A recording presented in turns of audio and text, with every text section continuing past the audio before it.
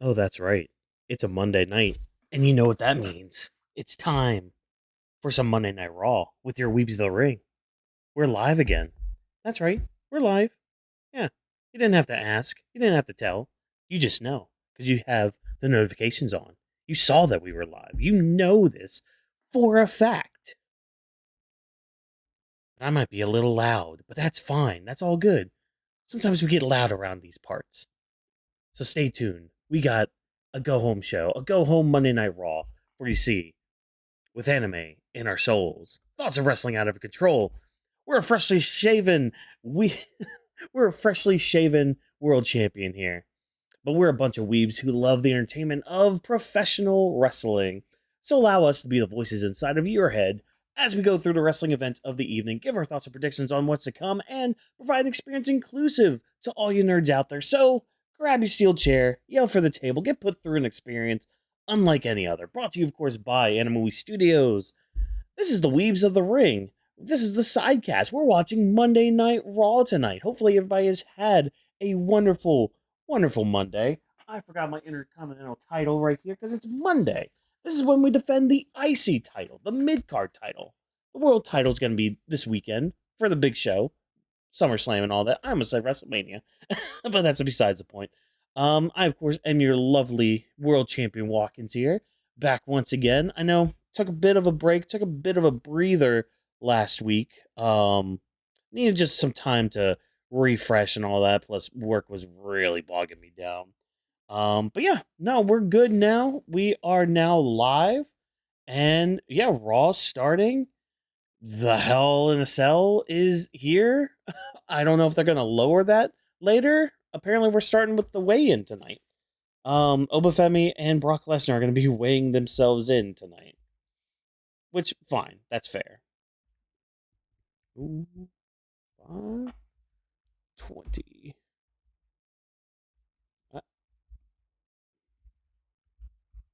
Lesnar and Femi weigh in. But as always, if you're new around these ports, of course, welcome, welcome. Be sure to like the stream. Every like gives Sydney a lovely treat. She loves her treats and all that. Yeah, be sure, comment down below, chat down below. Would love to hear from you guys. As the night goes on, we're gonna have some fun tonight. Especially if we're starting with this weigh-in, because oh boy, it's gonna be fire. I got some words about our build for SummerSlam. It's been hit or miss, but I think I see the grander picture for a lot of these things. And that's fine. Minds can change with more information. That is A-okay. But yeah, now we're just watching Oba and Brock about to walk to the ring. Who's ready for their Oba strut tonight? I am. Also freshly shaven, like I said earlier. Um, yeah, beard was getting a little scraggly. And sometimes I get into those moods where I'm just like, I'm just gonna shave it all off. We're gonna see the silhouette this time. Cameraman's gonna be on point. Oh, that was nice. It like faded out, like in when Oba stepped out for his big silhouette moment. Oh, he's hyped. Oh, the aura.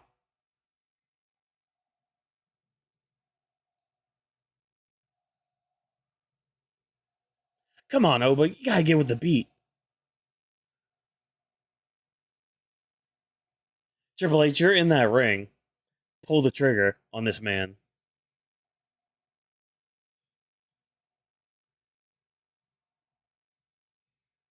You gotta be on beat, man. You gotta be on the beat with it, man. Come on.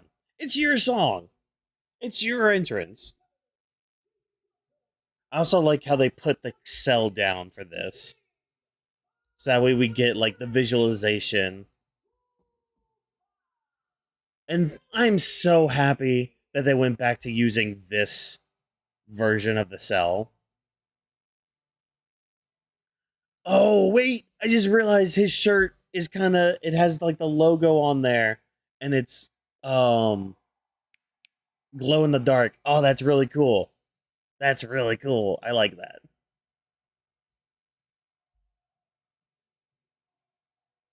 Yeah, Triple H, you hear that? Give the man the title.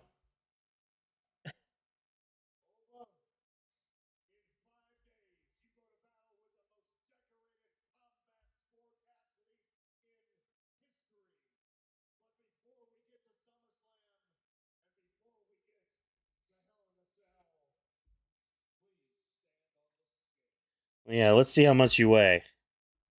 Oh yeah, gotta take my shirt off. Show my pecs, show my abs. Ugh.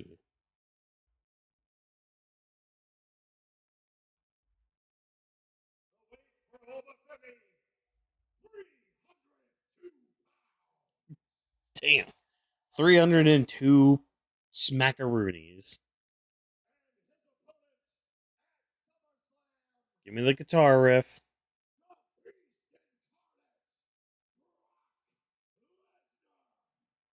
Meow, meow, meow, meow, meow, meow.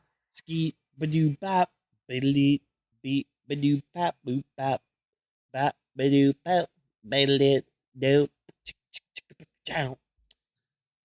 That's what we do around here, folks. We scat sing.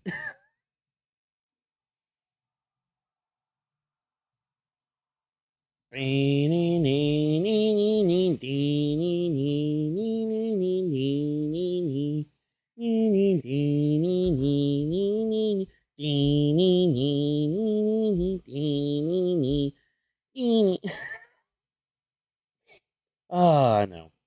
Being a little weird. That's fine. Just in a good mood. That's all. Damn.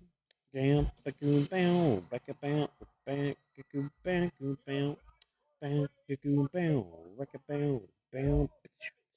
Bow. Down. Ba-doom. Bow. Back-a-down. Bow. Da-goo. Bow. Goo. Bow.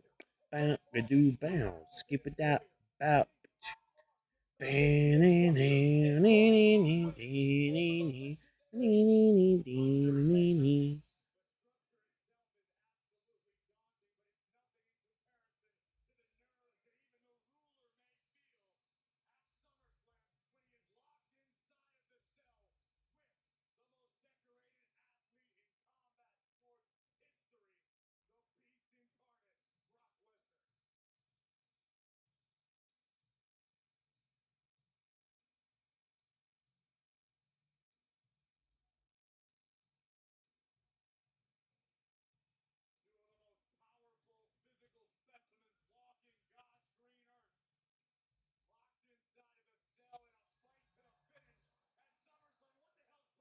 Yeah, what's Brock doing right now?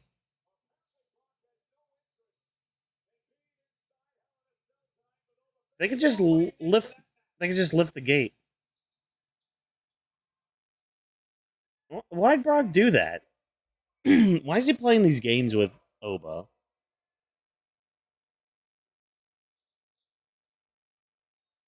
They could just lift the cell.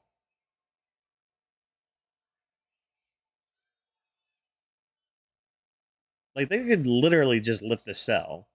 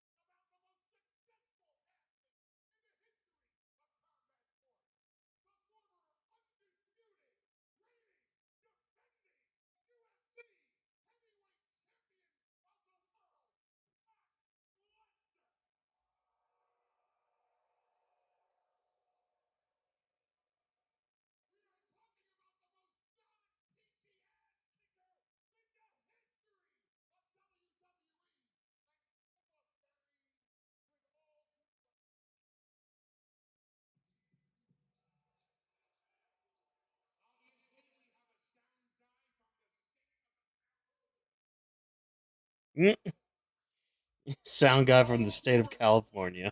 Love it. Oh, Antidote. How's it going, buddy? It's been a hot minute since you've been around. Hope you've been alright. Hope everything's been good.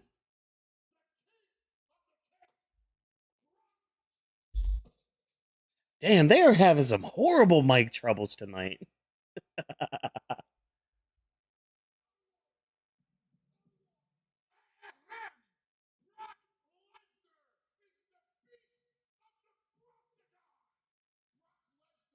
They keep trying to get Broctagon over.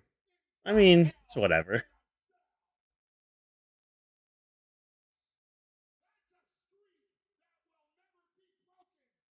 Until Saturday. Saturday it will be broken.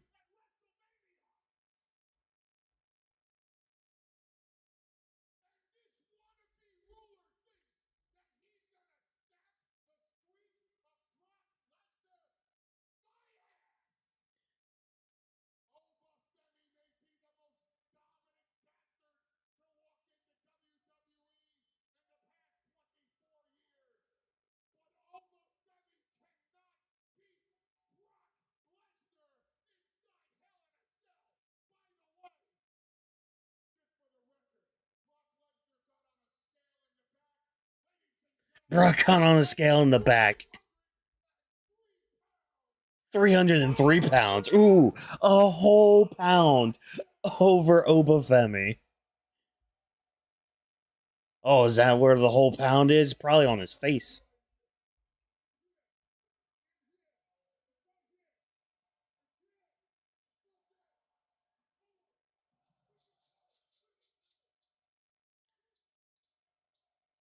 Can Oba just. Oh, Oba's about to kick the wall down, isn't he?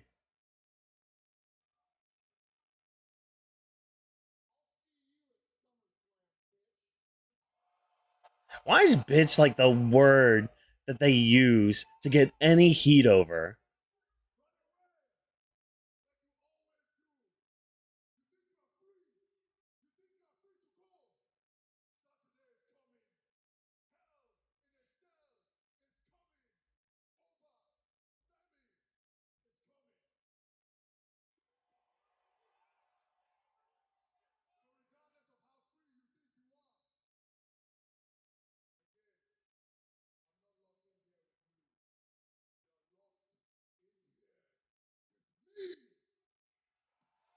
Oba pulling it around on him. Doing the whole "you're locked in here with me" thing.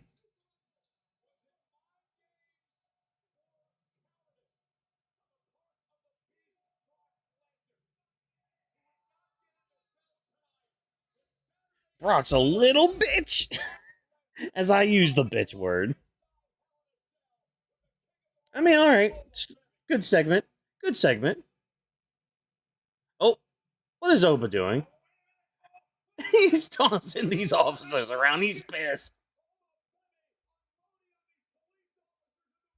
That's fine. There's his enhancement talent, anyways.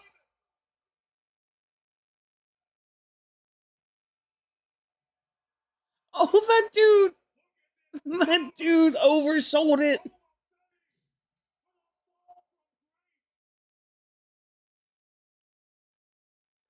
Yeah, that's right. Give him an extra kick for fucking that up.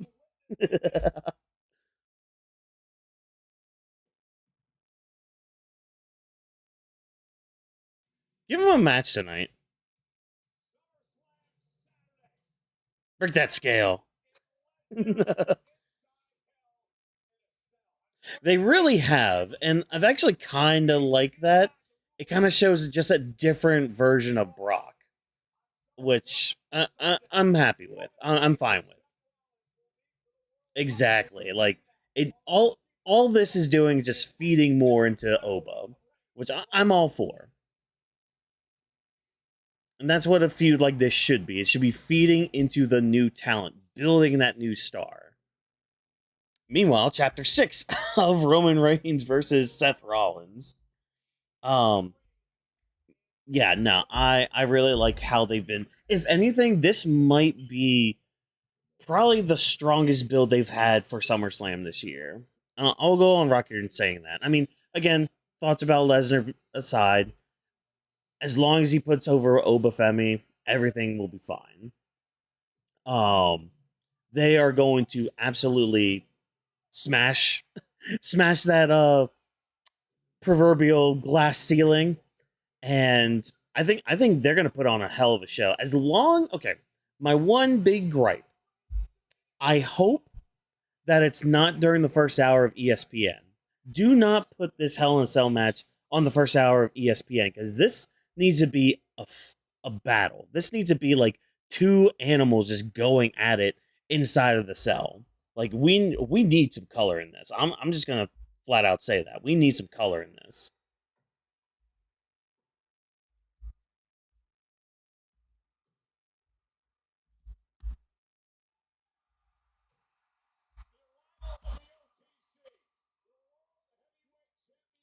Good old Roman here.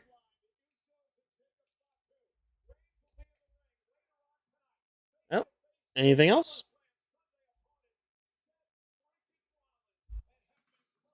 Also, not gonna lie, those new Bloodline shirts, pretty dang good.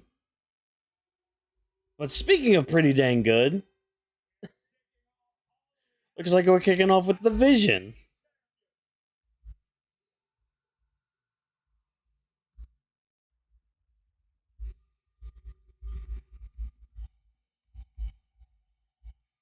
And in fact, hold on, hold the phone. Da, da, da, da. I gotta grab my phone so I can put on Netflix. So when we get commercial breaks, I can still watch the match. Let's see, what country should we be in tonight? Let's just go into our UK, our good old London server. Netflix, bam, bam. Turn off the volume there. Bap. Yeah, no, I've been really enjoying the build for Oba and Brock. Just again, as long as Brock puts over Oba, I've gotten over my gripes with like Brock returning and all that, but yeah, I I hope Braun Breaker is gone from the Vision sooner rather than later, because now he's playing second fiddle to um, Austin Theory and Maxine Dupree and their whole like fraternity story going on. I guess because I mean Paul Heyman doesn't want anything to do with the group, but I have a feeling that's going to pay off after SummerSlam. I have a feeling that like after Brock loses to Oba this weekend, Paul's gonna try to like weasel his way back into the group and try to be like, oh, it was a learning experience.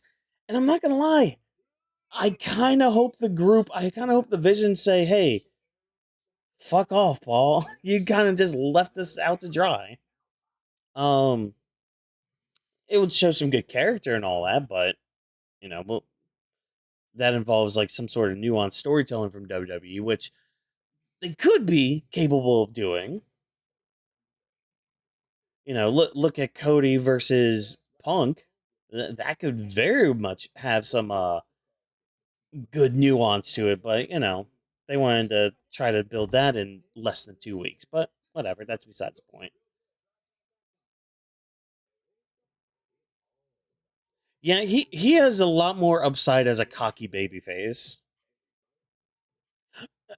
I'm gonna say this though. I think the one star I feel really bad for at the moment is Carmelo Hayes. I I can't fathom. I can't believe that like we started building up him versus Trick, and we're kind of building up for their hopeful SummerSlam match for the U.S. title, and then just Baron Corbin shows back up, and then we get a random match against Baron Corbin and Trick Williams at SummerSlam. Not even making it a three-way with Carmelo Hayes. Like that would make more sense to have it be a triple threat match, but they don't. I don't understand.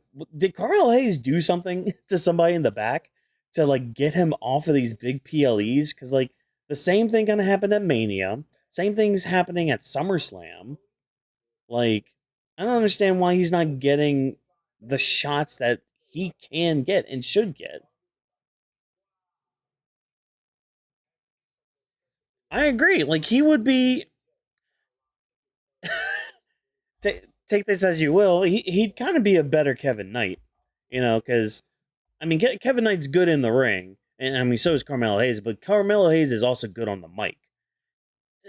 Kevin Knight, he is good. He's fine on the mic, but Carmelo Hayes is just a little bit better. Um,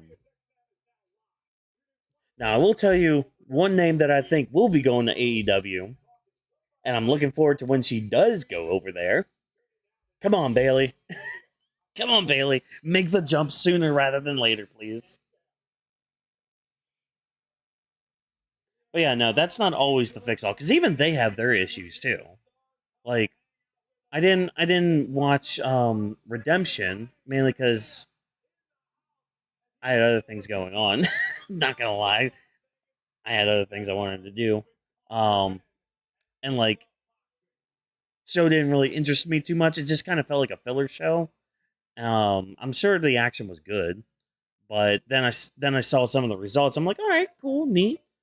And then I saw how some of those results got by. I'm like, oh, interesting. I'll say more on Wednesday, I think, because on one, okay, the one thing I'm bittersweet on is um, Willow Nightingale winning the world title. Um, as much as I love that she won it and that there is like a really good story with her and Mercedes going into All In for the world title, it just sucks that like Tekla had to be sacrificed for that because she's been on a roll. Like she has the charisma to carry that division, and she has for like months.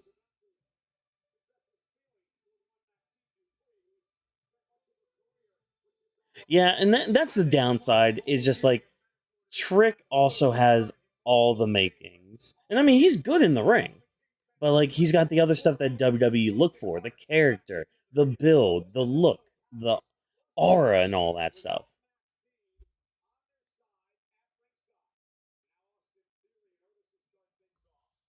Yeah, and that's kind of why I didn't watch it.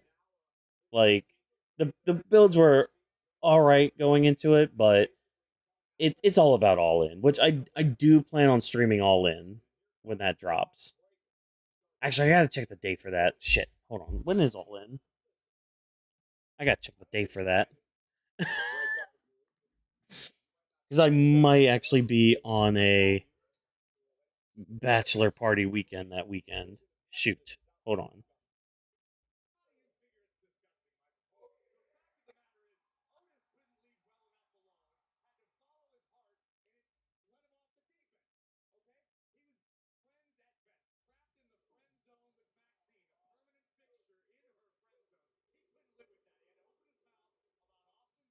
Oh, never mind. August 30th. Okay, no, never mind. We're good. We're good.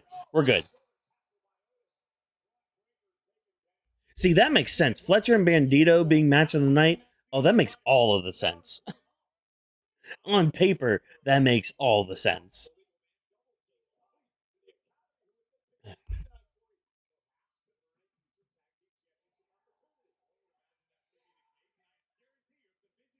Oh, poor Tozawa. He's about to get eaten by a dog. Oh, man. Okay, yeah, but yeah, good. August 30th for All In. Perfect. Perfect. I don't have to worry about it. I'll be here. I plan on streaming it, so.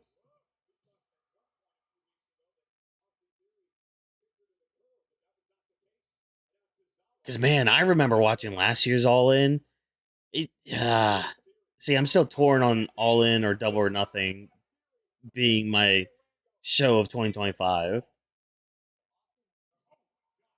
This year, I think it's still Double or Nothing, but All In could top it. It really could.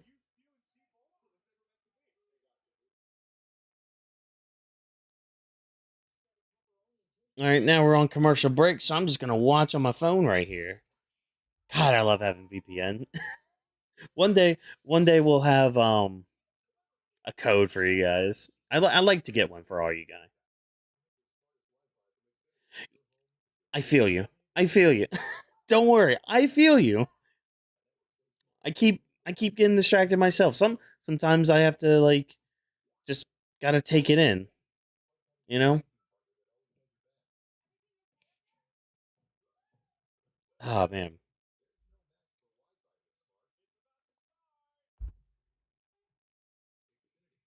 Come on, Tazawa, make the tag. Oh no.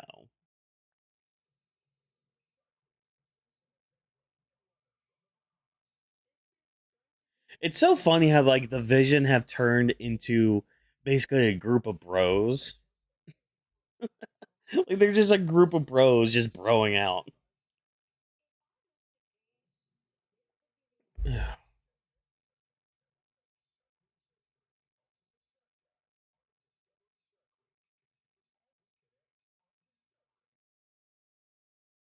Yeah, I'm gonna have to go back and like actually watch that because like I know some stuff happened with like Osprey and Moxley during their tag match, which okay, I actually do have a gripe with that tag match with the Young Bucks versus Mox and Osprey because like I'm all for like the fighting spirit and all that, and I often try not to complain too much about no selling and all that, but I'm sorry. Maybe sell that 450 splash just a little bit longer, just a tiny bit. Don't just like immediately pop up from it. I don't know that part alone kind of took me out of it. And then like I forgot which young buck it was, but he went for like a close. It was like during the same sequence. He went for a clothesline on Osprey. Osprey ducks, and then you just see him like do that, and then immediately like bend down and go into those corner posts. I don't know. The sequence didn't really work well for me. And I know a lot of people have been bitching and moaning about it. And it's a lot of the complaints about like, oh, no selling, blah, blah, blah. And again, like usually that doesn't bother me if it's done well or, you know, done to a level that I'm fine with. But that, ugh, that sequence was not it for me. That was not it. And then Moxley getting pinned. I'm like, I don't know about that right now because he's been on a tear with that Continental title. But it's fine. You can chalk it up because again, tag match, you know, certain situations happening, all that. So that's fine. That's whatever.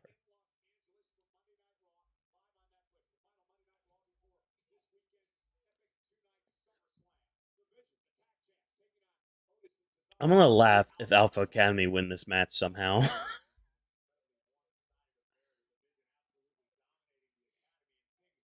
Also, Logan Paul's got a different brace.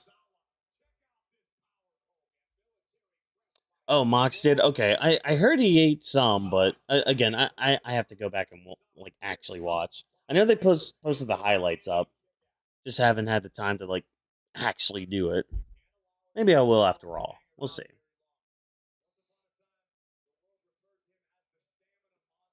Maxine's outfit makes me think of like the what were they called from Austin Powers, the fembots or whatever,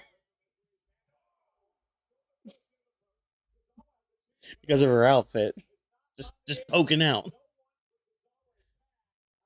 Oh, poor Otis. Who's calling me now? Why is spam calling me at like 8:30 at night? Jesus Christ.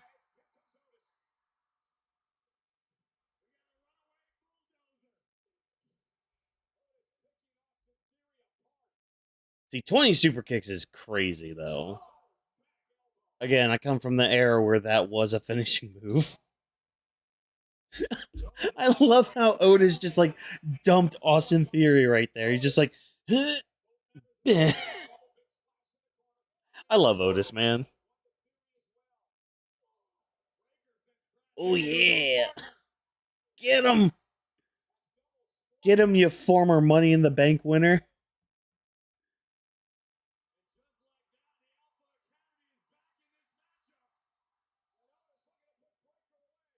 And time for the Caterpillar. Uh,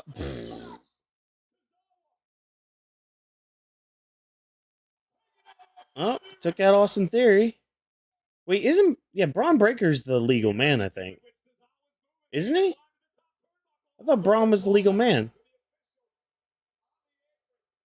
I must have missed it. Whatever.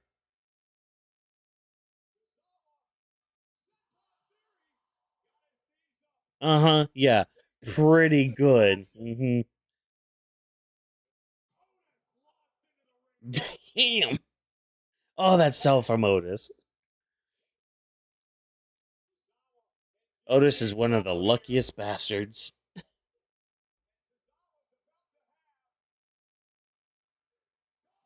Ooh. Braun Spears have been getting better. Like he's actually like going through with them rather than just like holding back a little bit. Good. As the Vision should win. Oh, and they're gonna beat him down even more. Street Profits for the save. Street Profits for the save. Run it back. Street Profits for the save. Oh no, here comes Otis. Here comes the tank.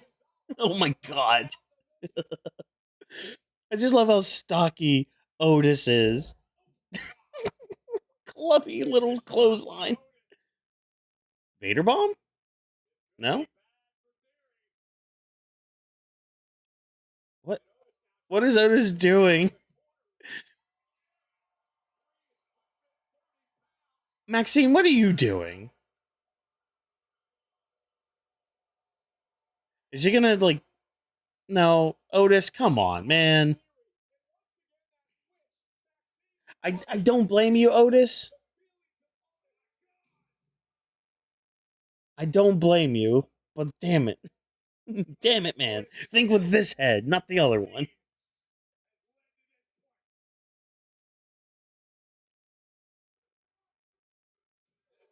There we go. And the crowd goes mute.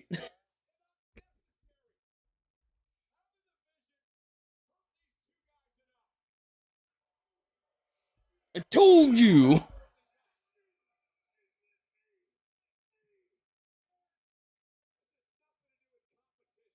The crowd is the crowd is not for this. They are like dead.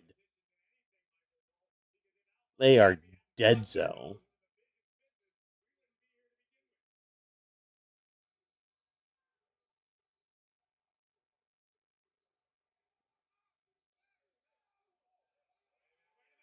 Ooh! Damn.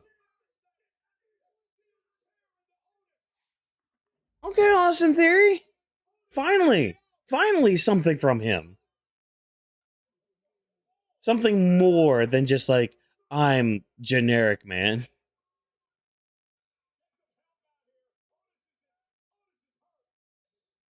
Oh man, mission accomplished. Coolio. Well, I'm satisfied with that. I mean, it sucks for Otis, but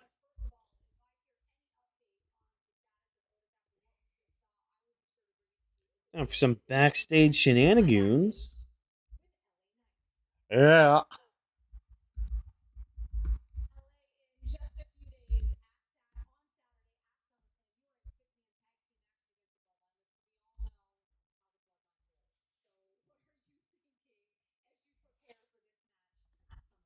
Adjustment table.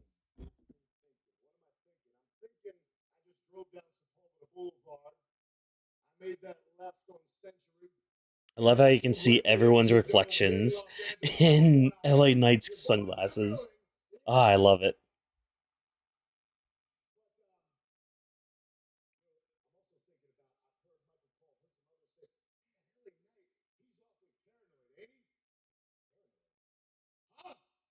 Huh? Oh,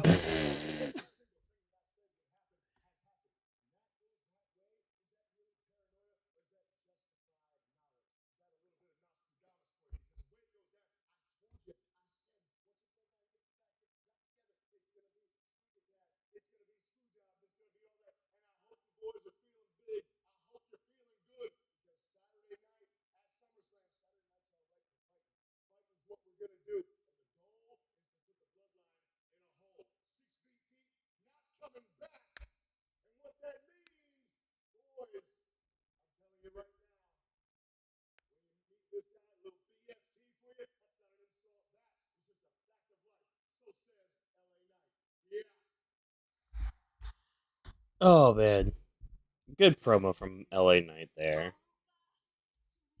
Oh, we're getting a good old fashioned video package for Raquel before her match tonight. Okay, good. I'm so glad I'm not the only one that thinks Solo is gonna turn on them on Saturday. Like the way he like as much as I appreciated how he acted on SmackDown, that just it sounded so fake, so just phoned in. He's turning on them to get into the good graces of the bloodline. And it's like, okay, as much as I've okay, because I've actually enjoyed the build for the 6-man tag. I know it seems like one of those random 2K26 universe mode matches, but I've actually kind of enjoyed it because like everybody kind of has different motivations. It's still like that story of like, oh, the enemy of my enemy is my friend, even though they're bringing in a former bloodline member to face off against the bloodline. Yeah, it's Solo's still gonna turn on them though, because that's the thing. Solo's kind of a sneaky snake now. That's his character. But like, if we can keep the character and the slight goofiness of Solo, he could actually like kind of be a breath of fresh air within that group. Yeah, and he really, yeah, LA Knight's been building this match for ages, and like we all thought, even on here, we thought it was going to be a singles match with him and Jay, which we could still get down the road because LA Knight seems to always be in these in these faction vortexes, whether it's the Judgment Day, the Bloodline, the Vision. He's always like a part of it. Maybe not the Judgment Day. I don't know why I pulled the Judgment Day. I don't think he's really interacted with them much, but I'd have to go back. Um,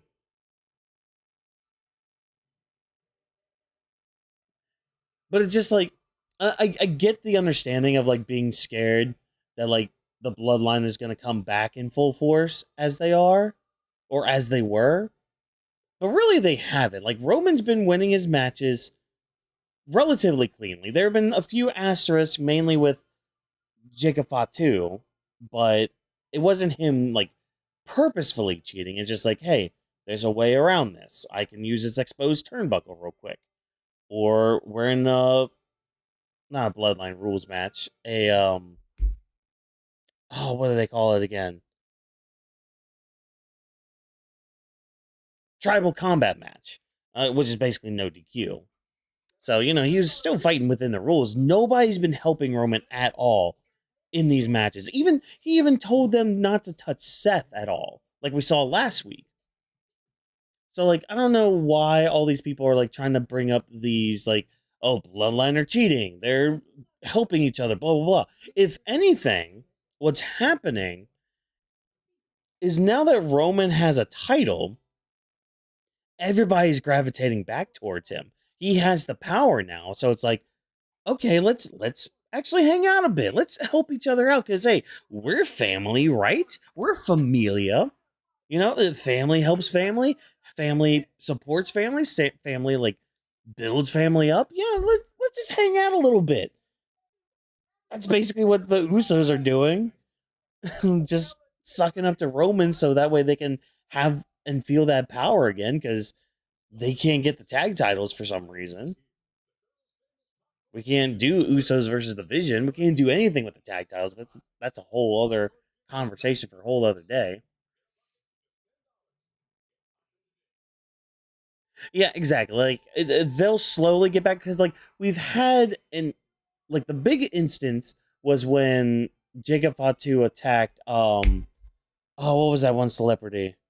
Sorry, I'm really bad with names and all that. Eric Andre? I think his name is Eric Andre.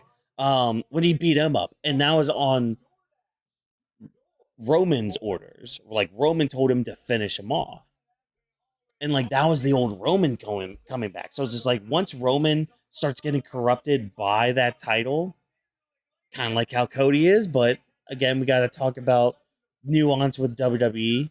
Um, but yeah, like Roman's corruption will soon take him over, and that's when the ruler comes in to take that title away from him. Like I'm still on that train. Have Obafemi be the one to take out Roman Reigns.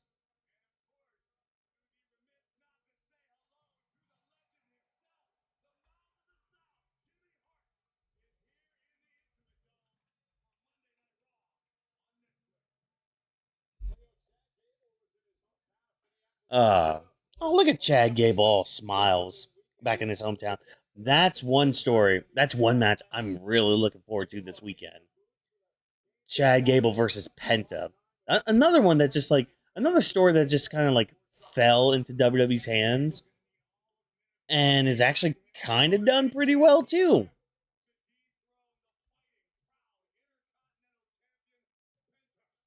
Oh yeah,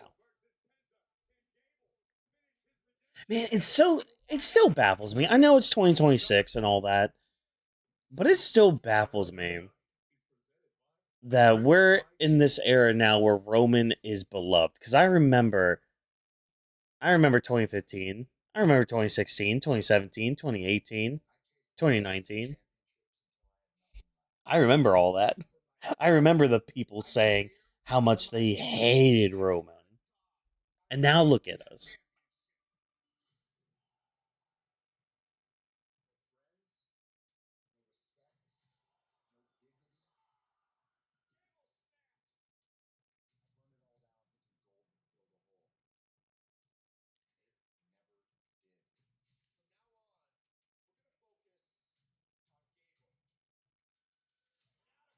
Mm.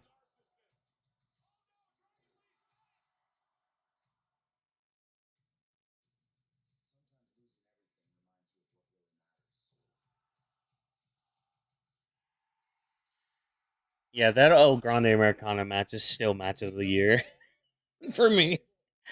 At least in WWE realms.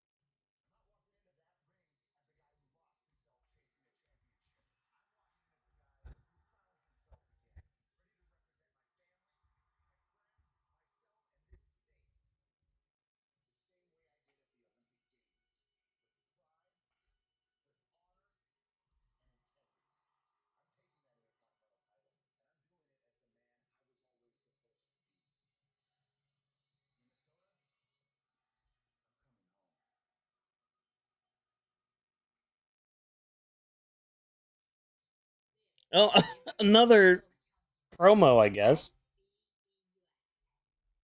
Sorry, I'm just listening to these promos real quick.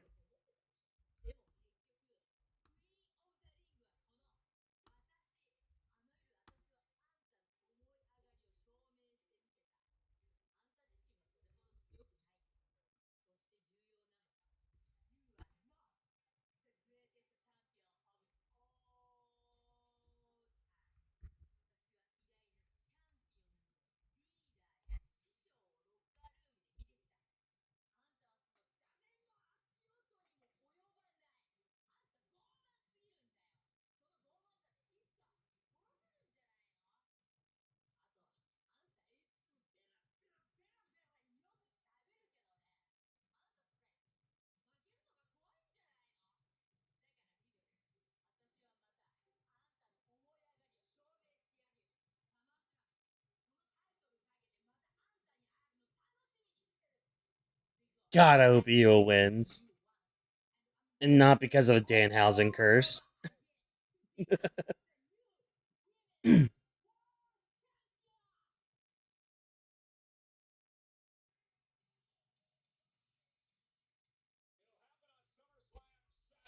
All right. Some good video packages right there, especially that Gable one. I'm not gonna lie, that Gable one, it almost brought a tear to my eye.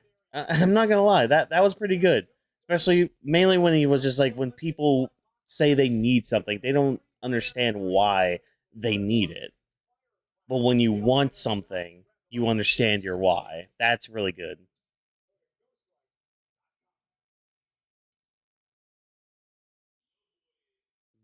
Ah, Javon Evans' turn now. Okay.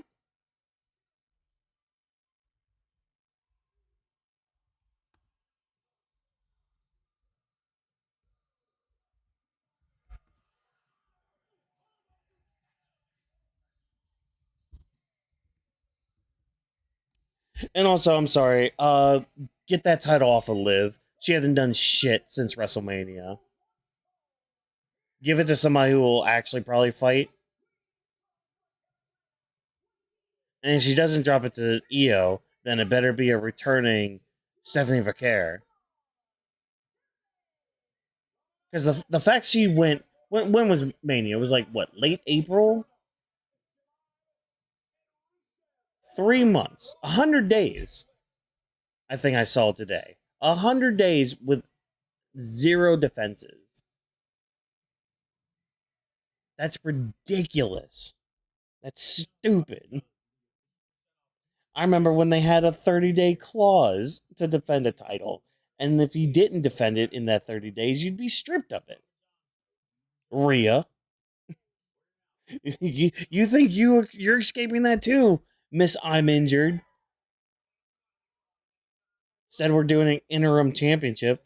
Look what they learned from AEW there with interim champions.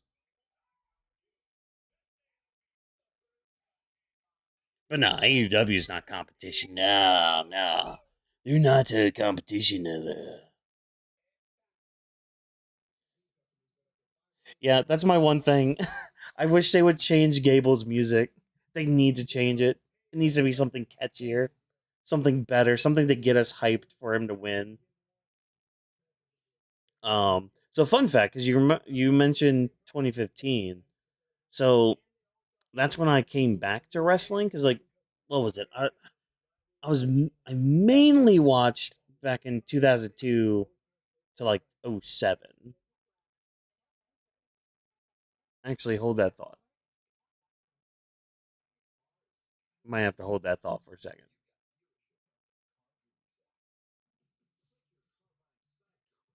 See, is that a good or a bad thing? Or is that mainly because of the injury thing? Which don't worry, I feel you. I feel you. If it's the injury thing. But you know, being Triple H's favorite and all that. Even Seth had to drop it when he got injured.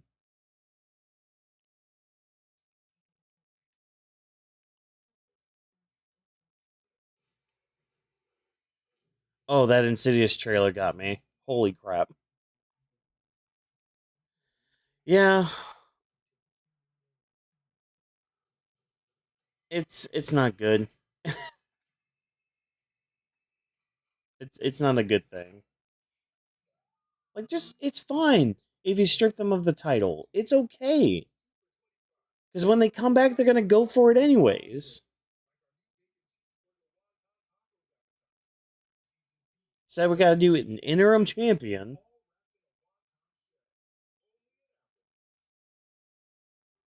And even that's been kind of messy with the ladder match. Like, don't get me wrong, ladder match is probably gonna slap. But the way we've gotten to it, especially with two people involved in that ladder match, I don't know about that. I don't know about how some of that's been being built. But hey, my girl Chelsea Green's in there. So there's where my support is. It's either she wins the interim championship or she wins Money in the Bank this year. Those are my two options. And whether I get excited for one of them or disappointed for both of them, we'll be here for it. We'll be here. Mm. Yeah, you know, I would be fine with Jade winning it too. Like, because I feel like the two strongest contenders to win that match are Jade and Charlotte, and mainly Charlotte because like the whole Jade thing, anyways. So that either her or Jade winning would just push their story even more. But man, Chelsea Green just holding that title would be nice, even if it's just for 9 days.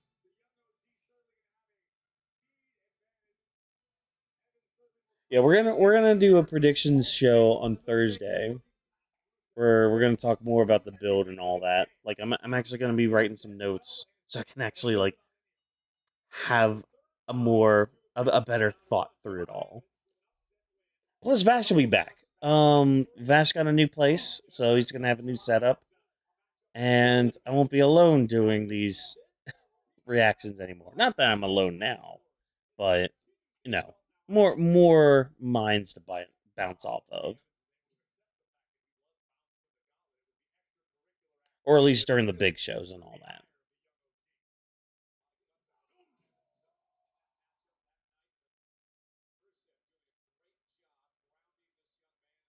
Rusev's such a good like mid Carter. He's not gonna win a world championship ever, but you know. Oh, they did. Oh, that's right. Didn't isn't that the team that? Yeah, yeah. LeBron's there, isn't it? Was it LeBron? Again, I'm mixed up with names and all that.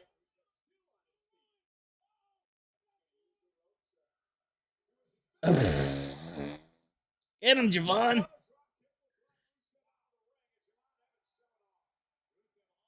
Actually, speaking of that, she's actually at a Mets game tonight. Fun fact. That's why he's not here tonight.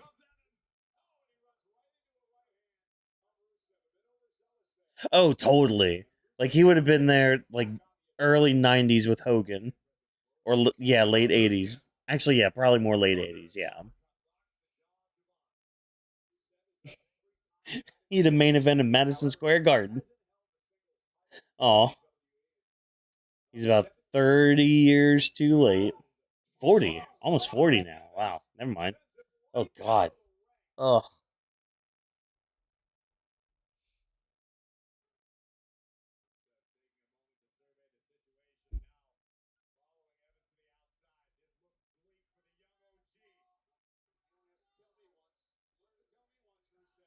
you only have to tell me once. There you go, Javon. Push that big boy into the ring post.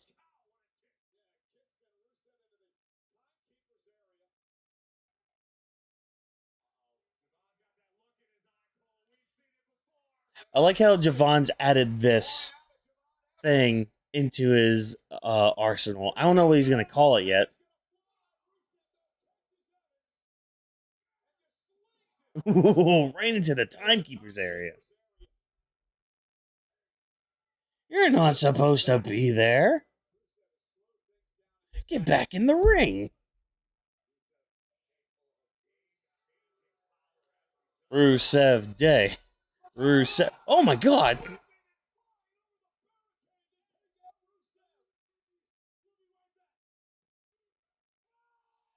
Oh, I guess we're going commercial break then. Oh, we're doing picture in picture. Hey, would you look at that? I like how Netflix is doing that for certain matches, I guess. Thank you. I like to see my wrestling.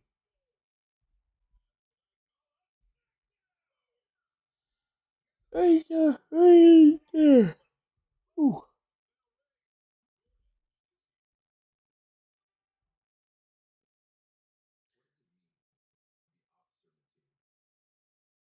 What does it mean to be officer material in the Navy or the Marines? I think this might be the Marines. Oh no, I was right first time. Navy. Okay, good. Gotta trust the gut a little bit more. The first instinct. It's who you are and who you're meant to be.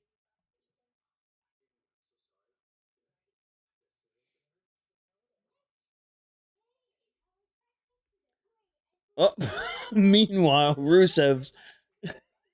I like how Rusev was kind of matching the Morgan and Morgan ad because they're like jumping over this fan, and Rusev had Javon in the middle ropes, just like ha ha ha. Ha. It's kind of funny how it's somewhat matched. At least the vibe did. Um. Oh, well, actually, I'll save that for the next commercial break. Oh my gosh. Kudos to the guys who could just do like a belly flop right onto a ring. Kudos to them. I couldn't do it. At least a belly flop.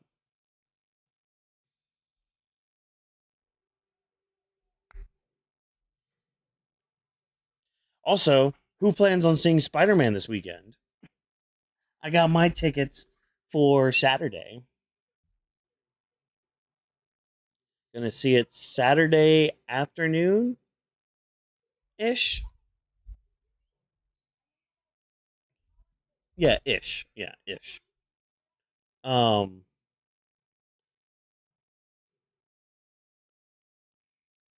Oh yeah, this okay. Who's returning?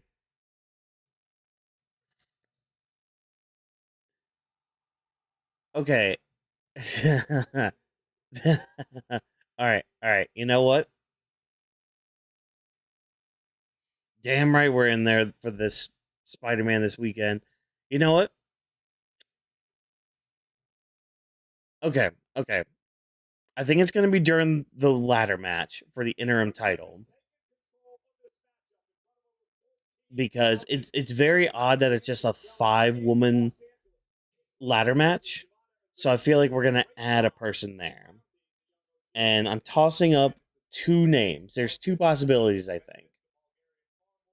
Because the thing with Rhea's injury is we haven't really heard much of it, or at least I haven't.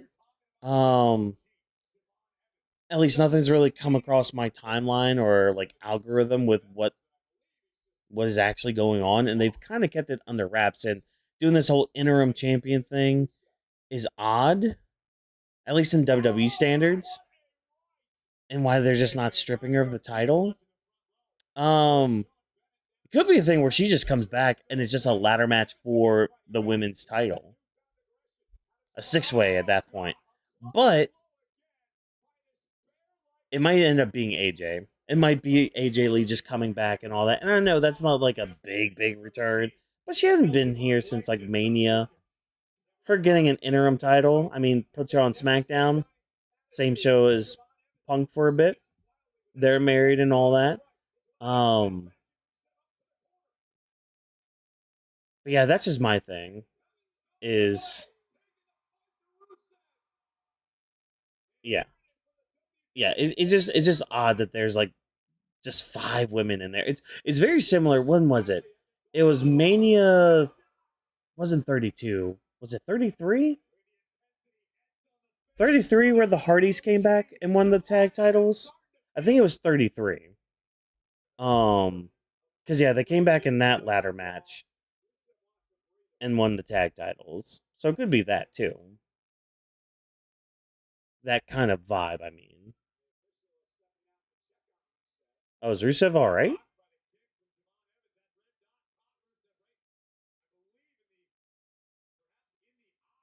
Mm.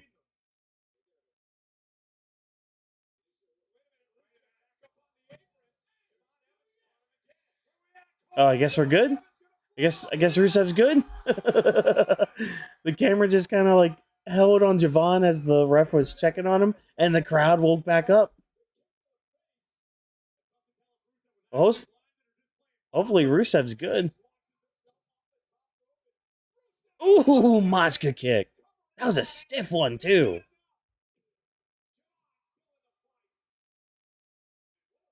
All right, all right. Who are your two guesses then?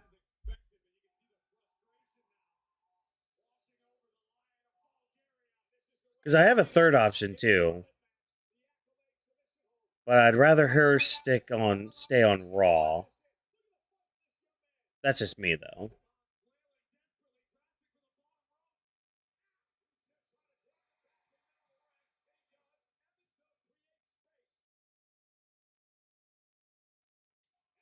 Hmm.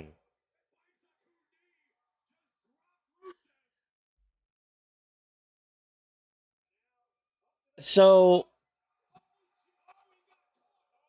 I could see Randy returning more and helping Punk more than Drew coming back and helping Punk. Because Drew hates Punk, like in kayfabe and all that. And I mean, he doesn't like Cody either. But I feel like he would help Cody more than help Punk. But yeah, Randy's also up there too.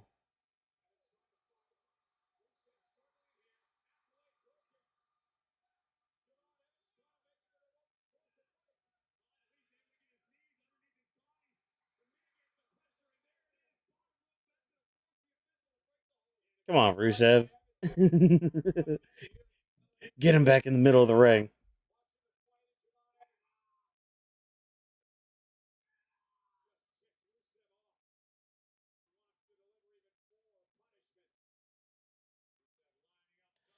It's it's more than likely gonna be Punk.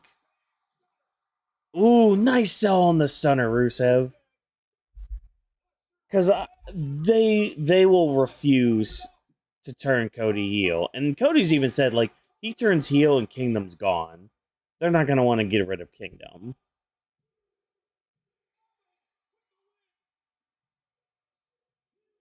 so it's more than likely gonna be Punk. But story, like if WWE wants to tell a nuanced story, it would be Cody turning. But they could do it like a slow burn for Cody turning heel.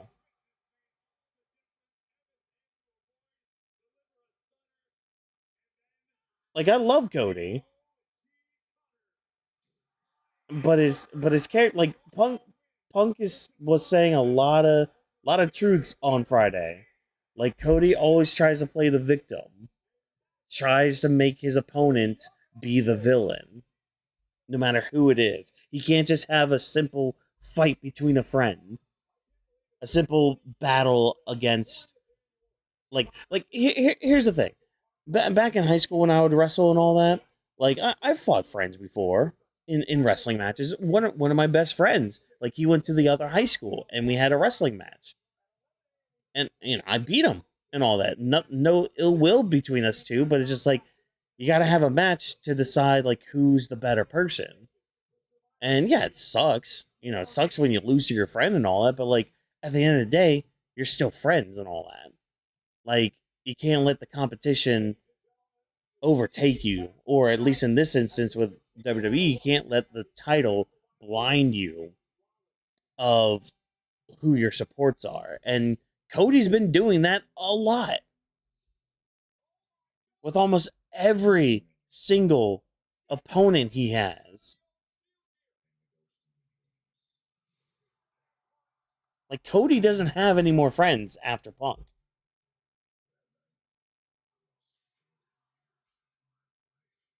And as they should. Like, I'm glad they let Priest be the one to say that. Like, because he's a former world champion too. So it's just like we're all tired of having the same people on top. And Priest. I wish Priest's title reign was a little better. I do wish that. Because I feel like a lot of people forget that he was a world champion.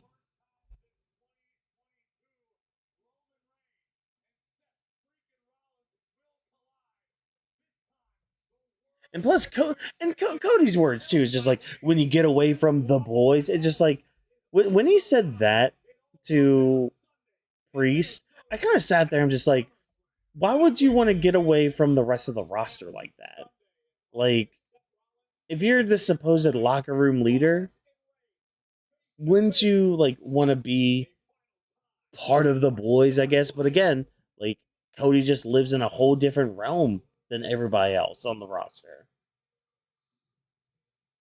Got his own tour bus, just hangs out in there. Probably doesn't get drinks with everybody. They have to come onto his podcast to just hang out with him. 108.35.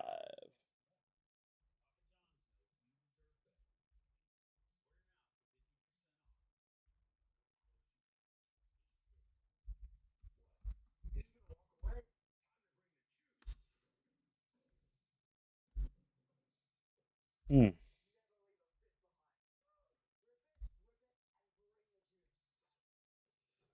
Exactly. Like they've got to be one of his boys. Got to drink some Wheatley American vodka.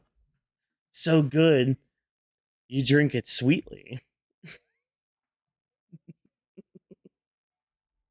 I've listened to some of his podcasts before. Some of them are pretty good. Like the Kevin Owens one was really good. Hold that thought though, chat.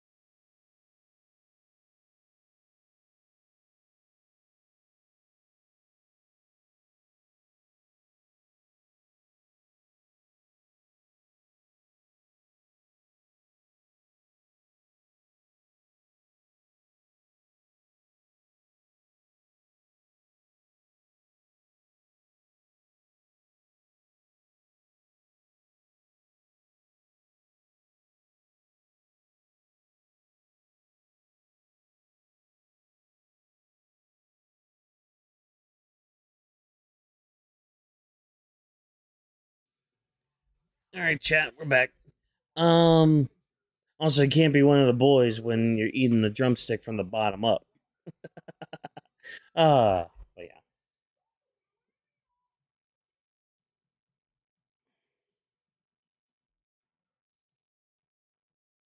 Yeah. I mean, you know who they could you know who they could again, call me hopeful or anything. Finn Balor's right there. Like Finn Balor is right there. He's been getting good reactions. He's been on like a good tear lately. And I mean, see, honestly, if it was me, if it was me behind the pen right now, and we're currently doing this thing with Finn Balor, I, I mean, I'd have him win the title, but not now. I wouldn't have him beat Sami Zayn at SummerSlam. Oh my God, we're at the concert time. Oh, it's concert time, folks. Hold on, I'm gonna shut up now.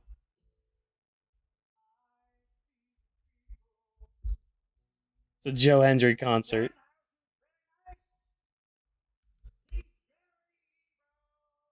Oh my God.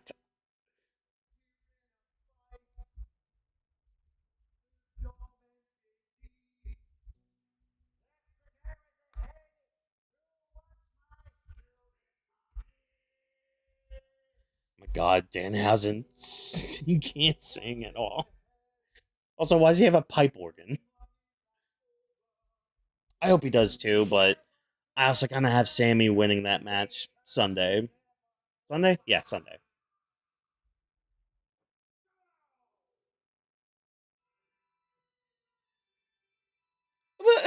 Pipe organ solo.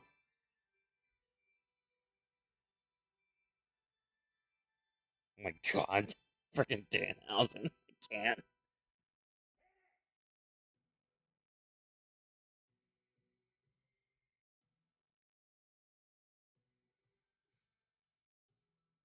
What?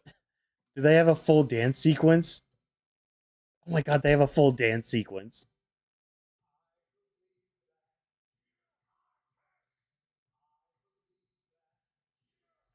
Oh my god, wait. I believe that you are cursed. Already a better song than Chad Gable's theme.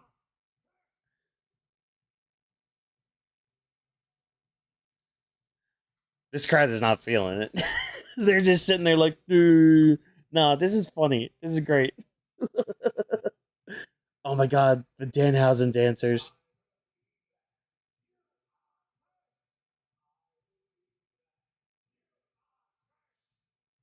Or maybe they're not the Danhausen?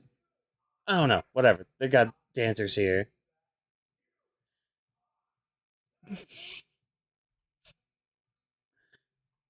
Like, it's so bad, but it's funny. I think that's why I'm getting a chuckle out of it. This is kind of bad, but it's funny.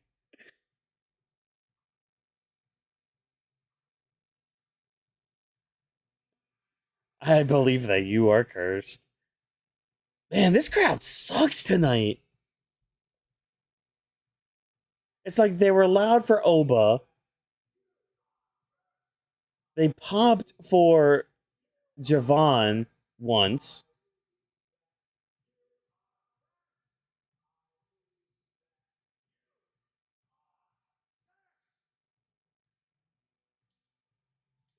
Oh my god. I feel like the dances were.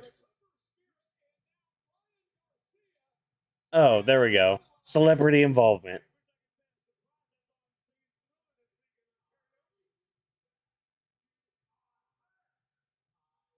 Again, still a better song than Chad Gable's entrance music.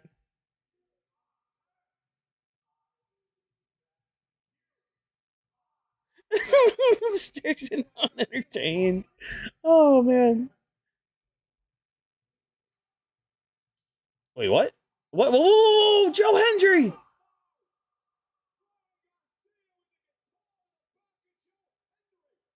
Oh, he's a Judgment Day fan. How dare he? I hope he loses his next fight.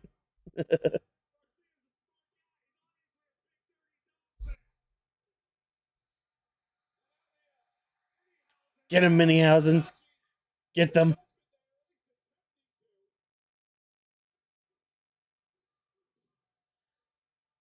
JD, I'm surprised you're not using your head. It's as big as one of them.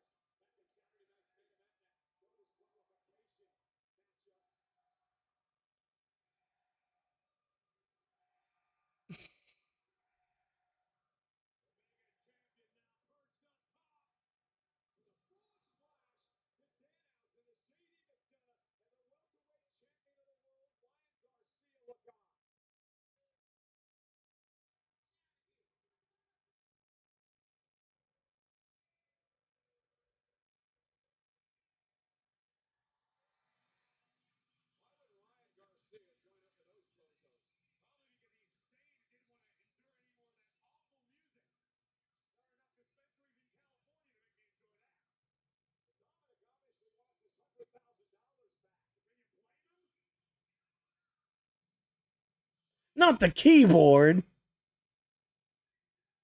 He might. He might. We've seen what happens in sports when they get cursed. Ooh, Penta's turn.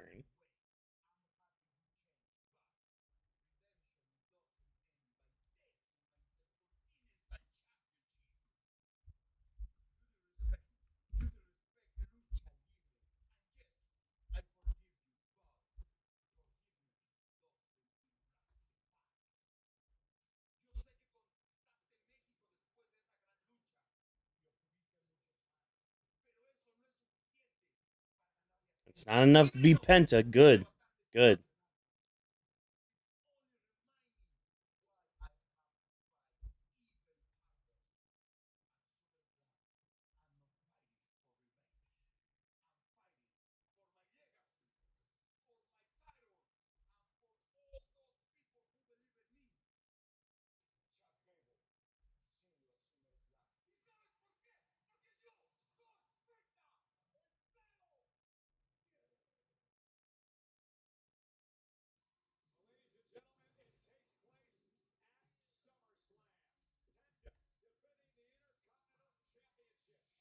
Mm.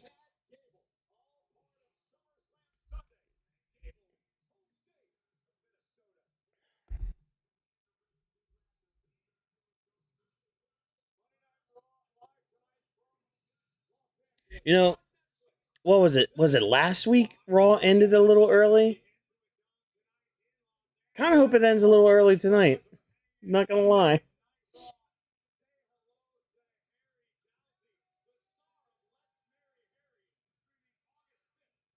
Who? Harry Who? Who? Now you, I know, Mr. Mario Lopez. I know you.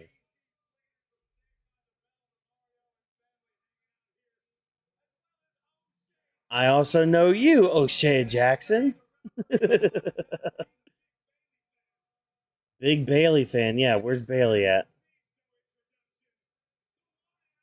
Oh, hey, Ashton Kutcher with with the old NXT title. Yeah, like that. Ray. Did Ray have a match tonight?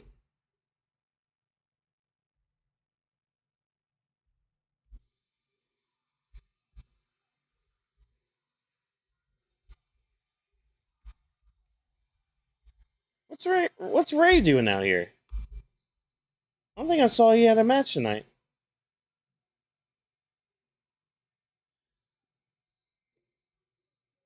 Dude, yeah, it's like yeah, yeah. Yeah. Just yeah to that IC title um SummerSlam thing.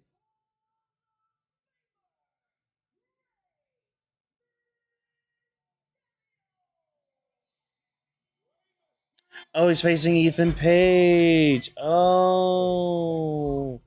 Oh, did we already get that in recent memory? Or maybe I'm thinking about when it was made last week. I might be thinking of that. Might be thinking of that. I forgot that was a match tonight. I'm not gonna lie. I forgot that was a thing. Oops.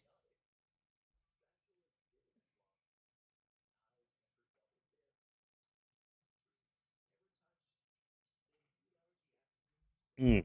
Um. Shoot. What was I gonna say? Yeah. Hold on. Wait a minute. Yeah. Hold on. Summer. Because I'm drawing a blank. Intercontinental title matches. Besides the ones you mentioned in chat, let's look at this list. 10 best Intercontinental Championship matches in SummerSlam history. What are your top 10? Let's see. The Sportster. Ultimate Warrior versus Honky Tonk Man. Alright, fine. Fine. Ultimate Warrior versus Rick Rude. Okay, is this going to be just an Ultimate Warrior list? Is that it? Bret Hart versus Mr. Perfect, 91. Okay, alright. Fair. Why is Bret Hart versus British Bulldog number 7 on this list? That's why, because it's Shawn Michaels versus Razor Ramon in '95, in their ladder match. Yep, Triple H versus The Rock in '98, also in a ladder match. Edge versus Lance Storm is number 4 on your list. Huh. Ray versus Dolph. I do remember, like when I was getting back into wrestling, like going back and watching older events. I do remember that match being good. Ziggler versus The Miz in 2014. Okay. I actually remember watching this one live. Ziggler versus Rollins for the IC title.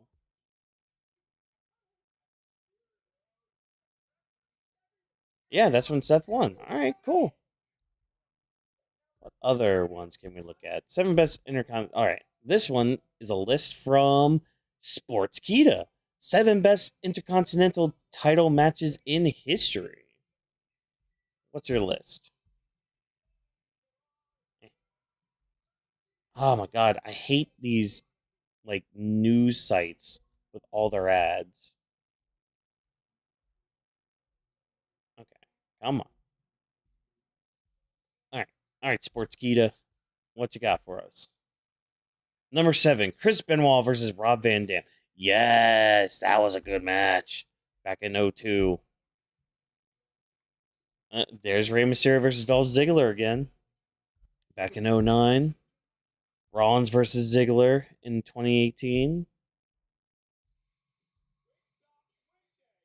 Rock versus Triple H. Yep.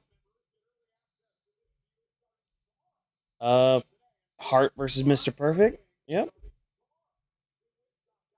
Michaels versus Ramon.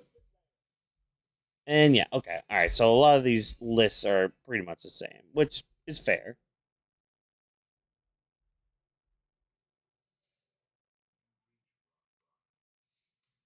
Oh, that's right. Don't forget Raw after SummerSlam.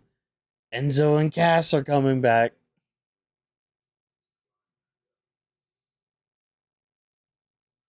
What's up, Test 2.0?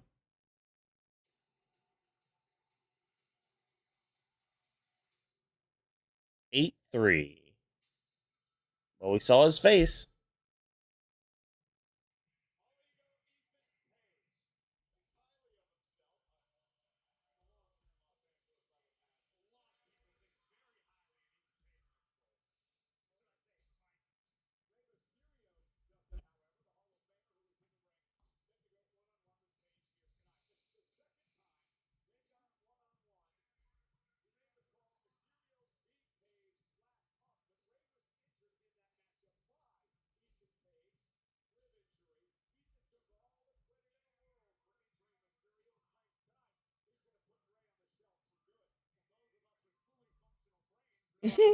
Sorry, I'm just looking at responses to everything.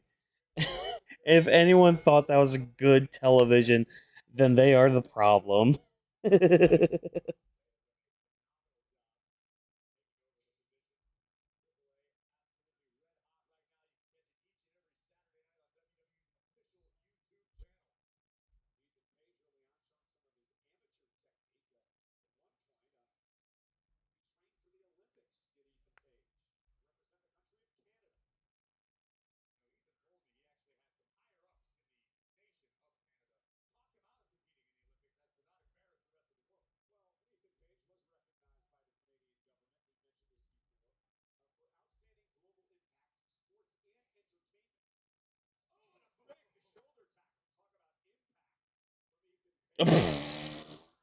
Someone said I gave up. Oh no.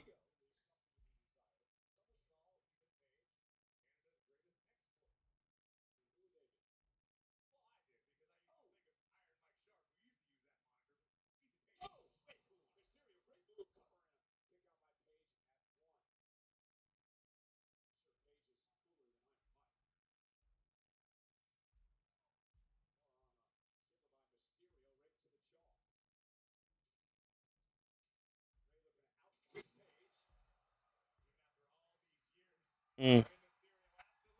Yeah, as you can tell, I have very much interest in this. But you know what?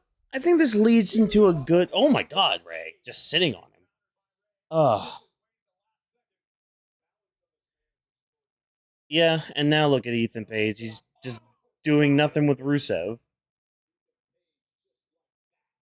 They could have entered the tag team scene for a bit, but we can't do anything creative on the main roster. Um, now we're gonna talk shop. We're gonna talk a little bit here because honestly, this match can be whatever. Good showcase for Ethan Page. I mean, working with Rey Mysterio here, but yeah, video games. Oh my gosh. Okay, I I got Assassin's Creed Black Flag resynced, and it's fun as hell. It's very much fun. Um, I like how they revamped a lot of the stuff from Black Flag. Even some of the changes that they made, like some of the control changes, it was a little different. Getting back into it, but really wasn't too bad at all. Um, I think what I don't like though is the stuff that like Ubisoft have uh added in. Like they added some extra missions. Ooh, that was a gnarly power bomb from Paige. They added some extra missions and dialogue here and there that just does not hit at all. Oh, is that how the combat in Shadows is? Okay, because that was. Hold on, gotta crack my neck. Oh man, sorry, I had to crack my neck there. Um, okay, so that's Shadows then, because like the last Assassin's Creed I played, start to finish, fun fact, was Unity. Did get a chance to play whatever the one that was based off London after that. I have tried on multiple occasions to play both Origins and Odyssey. I just can't get into them at all. I've tried. I've tried on multiple occasions, and I haven't even touched Valhalla. But yeah, but see that's the thing. Again, like they took just like what you said in their chat, just like what you said. They took one of their best games because yeah, Black Flag was one of my favorite games of all time. Not just Assassin's Creed, one of my favorite games of all time. Now again, that list is pretty long. Oh, maybe not that long, but anyways, whatever. That's a whole other conversation. Um, so it's like, how do you make something better that I already really liked? The simplified controls I'm fine with. I will say I think a nitpick for me is I do wish we were walking a little bit more instead of just like the basic jog for just your everyday movement. And of course, you do still get like your jank with the free running, but that's just the thing with the free running. That always has jank to it.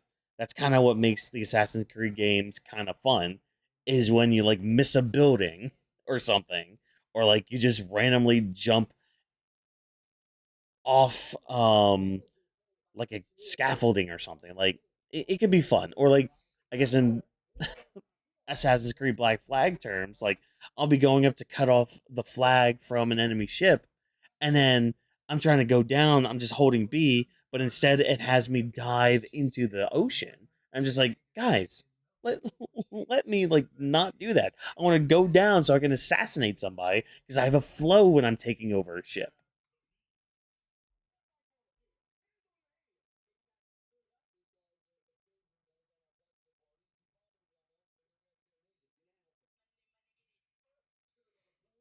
But yeah, it's been a great game. I've been taking my time with it too. I don't know if I'm gonna 100% it, but I have been taking my time with it.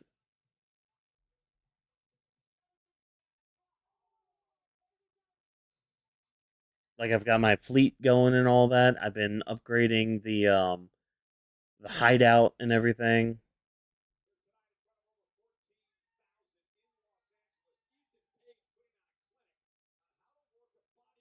Yeah, and that's the thing. I think if they weren't labeled Assassin's Creed games, they might go over different, you know? Cuz that's the thing like Odyssey would be up my alley because I like stuff that deals with like Greek gods and all that, or like just gods in general like that.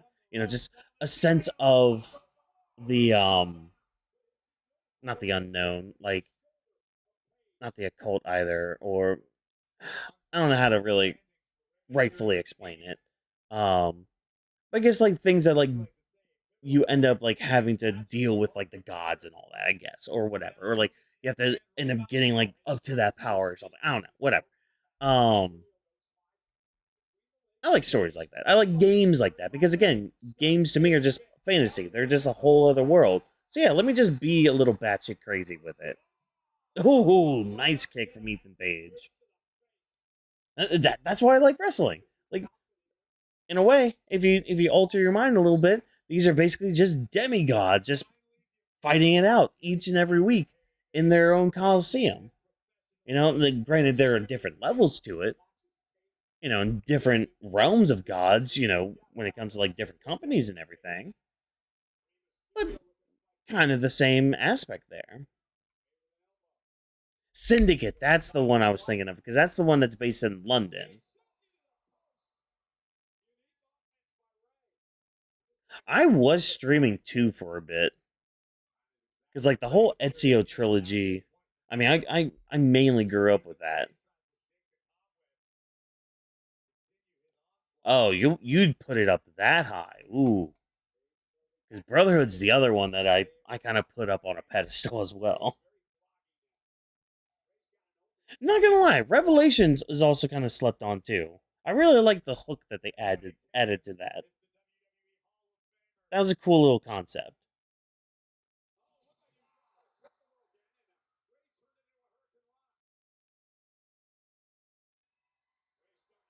Oh, the mechanics. Okay, all right, I got you. I got you.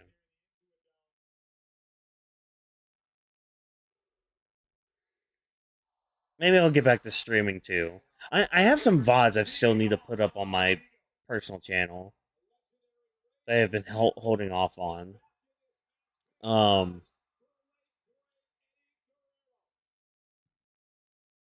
Also, is it me or has Ray lost some weight? It looks like Ray's lost some weight. He doesn't have like a belly like he used to, or at least as much of one.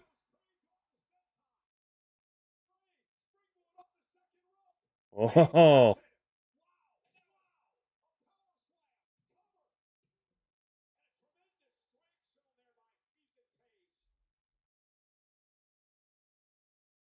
there you go, Paige. Ooh, Paige showing some good strength here in this match. Really playing a bigger man well, like against the smaller man of Ray. And they're getting time.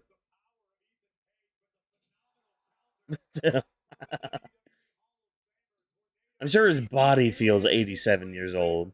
But the man, he can still move though. That's the crazy part.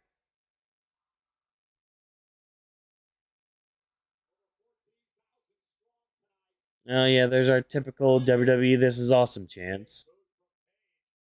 Okay, so the women's IC title match, I guess, is the main event match tonight, which I'm fine with. Is this Sol Ruca's first defense?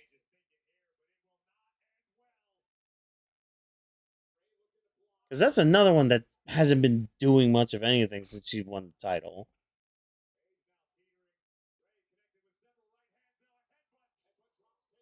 Again, I got the memory of a goldfish sometimes, so.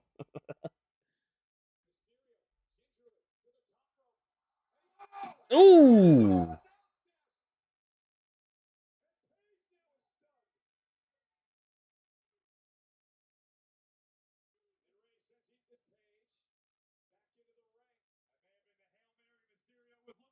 Mm hmm. Yeah, like, I mean, I've seen, like, the old tapes and all that of Ray. Like, yeah, he slowed down a little bit, but that's the kicker. A little bit. It's like going from like 75 miles down the road to 70 miles down the road. Like, you're still. That was smart. That was really smart. That was good, Ethan. That was really cool. That was innovative. That's using the ring, that's using your surroundings. That was really good. Ray's gonna kick out. Really? Really? Ethan Page just beat Rey Mysterio. What?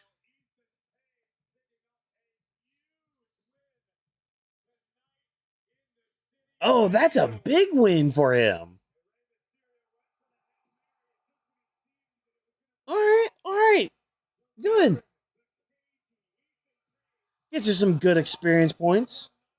Yeah, I mean, I'm sure people argue like the whole apron thing, but it's part of the ring. Just like when people slam people on like the hardest part of the ring. I'm cool with that. Huge win. Surprising win too.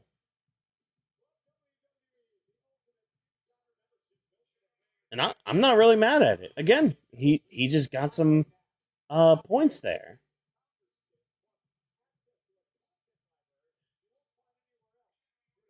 Yeah, maybe a different finisher, but whatever. I mean, hell, freaking Royce Keys' finisher is a damn spine buster. Oh, well, you gotta live.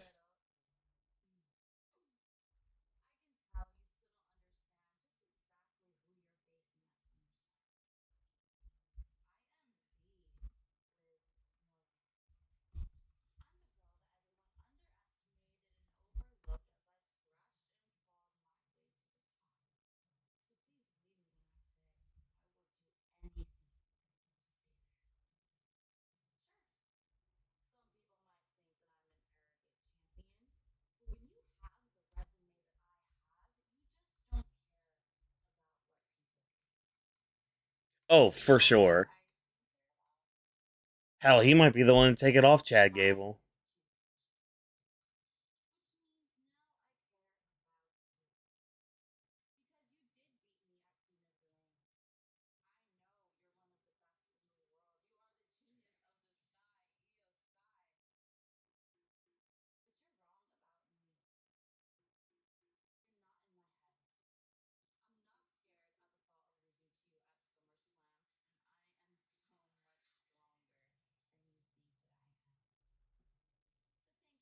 I mean, you're scrappy.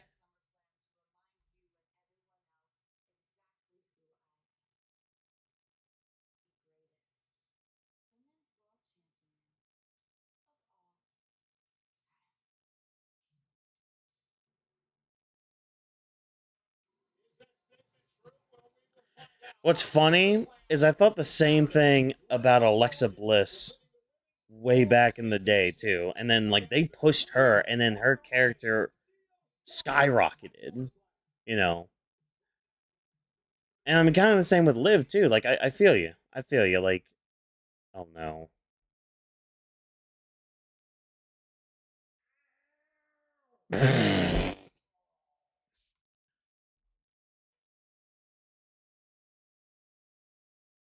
Oh no, Adam Pierce. Never.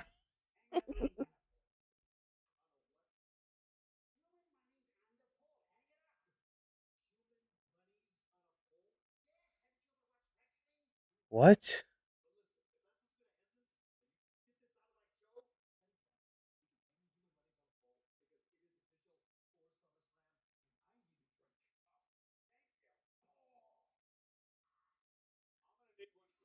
Human money's on a pole. Okay. Is Vince Russo back? Is Vince Russo back there writing? Oh, hey, the Usos are here. Hey, there we go. 140, 150.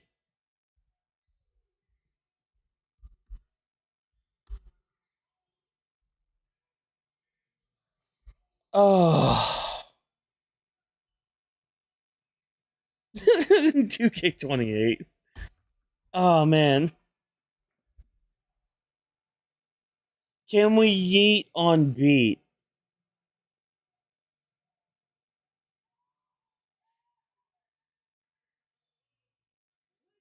Ugh. Human money's on a pole match. That's crazy. Does that mean it's gonna be like no DQ? Of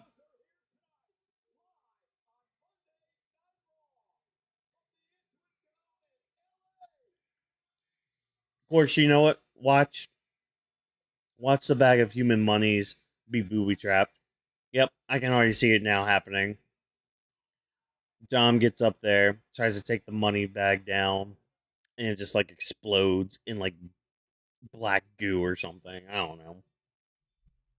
Um, oof. Now let's breathe some life into this show, shall we? Again, there have been some things that have like been somewhat entertaining, but mm, mm, like it's more kind of poking fun at it than it actually being good. But again, you can have fun with things that are bad too.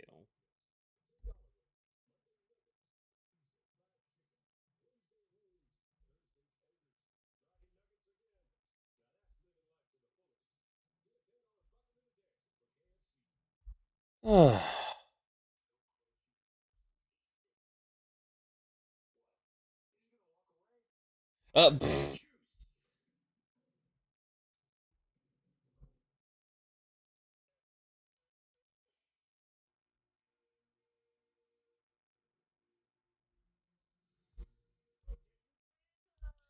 Also, have y'all been seeing the meme going around with people calling Punk and Cody Beavis and Butthead, and like all the edits that have been going around from it?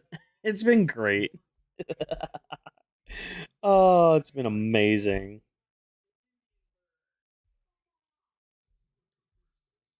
Oh wait, Brian Saxon has confirmed that Otis is out indefinitely. I swear, if they like wrote Otis out of the show of the company, I'm sure more cuts are coming. They usually have like two a year. It's usually like two rounds a year.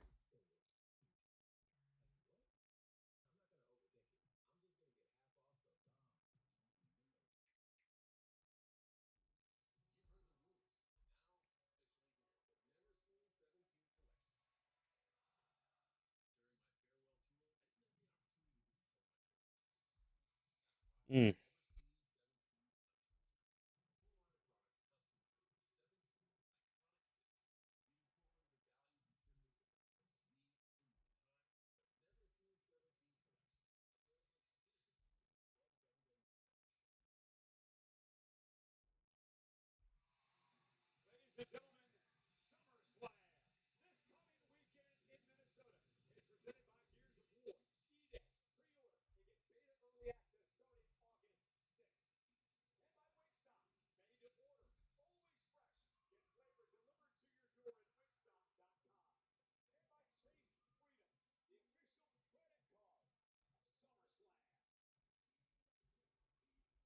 All right, what we got, Usos? Oh, never mind. We're doing this Minneapolis SummerSlam thing again. I'm not gonna lie, with tickets going as low as like $25 for a time, if I lived closer, I probably would have gone. I probably would have actually gone. Because that's the thing, like anymore now, going to SummerSlam or even dare I say WrestleMania, it will more than likely just be one of those things where it's just like I went just to say I went. I hit the gritty. Oh yeah, now if I lived close to Minnesota, I probably would go at $25. That's easy money.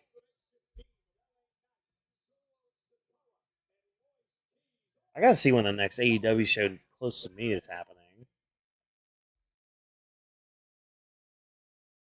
They got one in New York. Maybe me and Vash can go. That'd be cool. Talk to him about that later.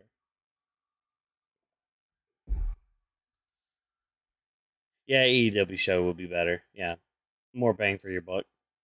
Oh, the crowd wants you to run it back. We're gonna run it back. They're gonna run it back. It'd been funny if they played LA Knight's song. Oh, now the crowd is alive. All right, cool. Well, that's because we're actually on something that has some substance to it.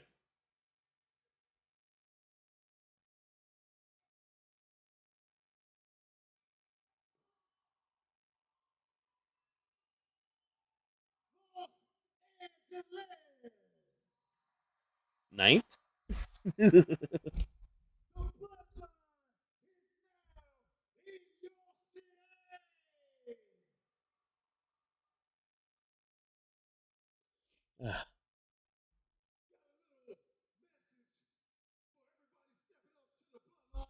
Mm-hmm.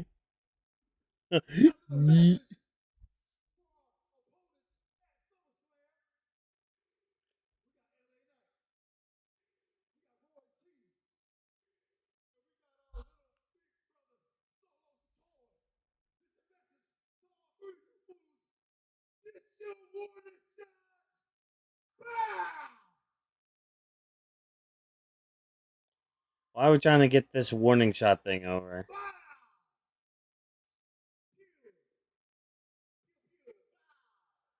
Oh. Oh, hey, Solo. Look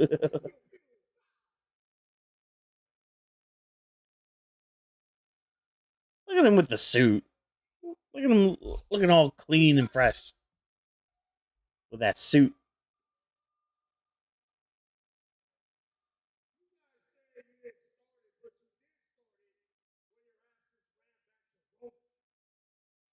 Yeah.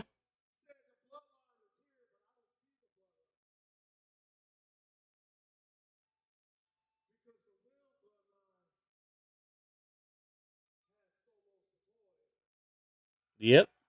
There you go.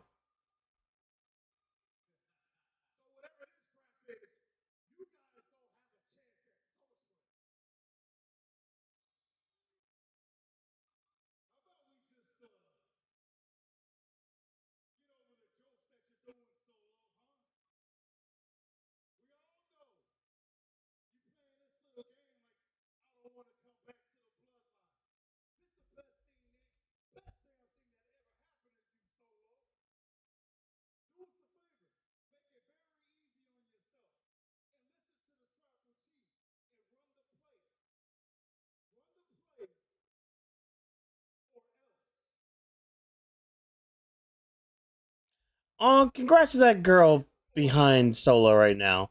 That's her first WWE event. You could send me a warning shot.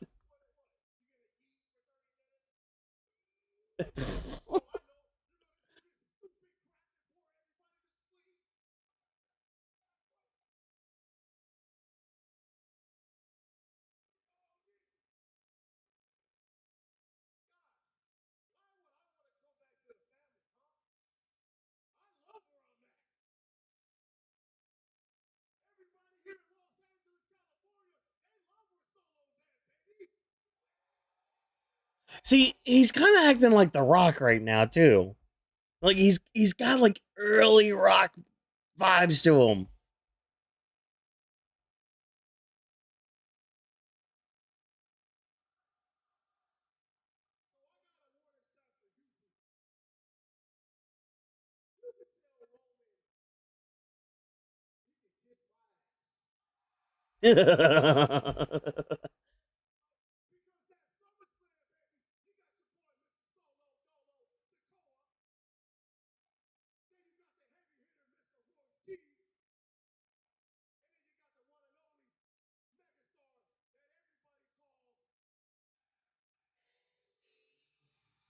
There he is.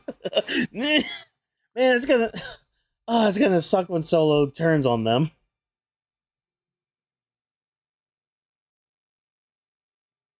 See, at least with LA Knight, he'll talk shit to you in your face.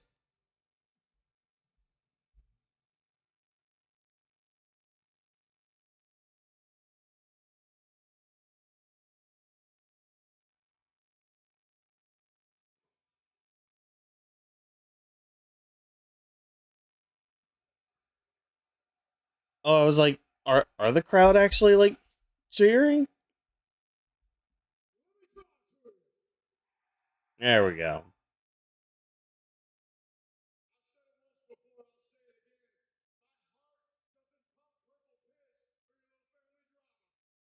Mm.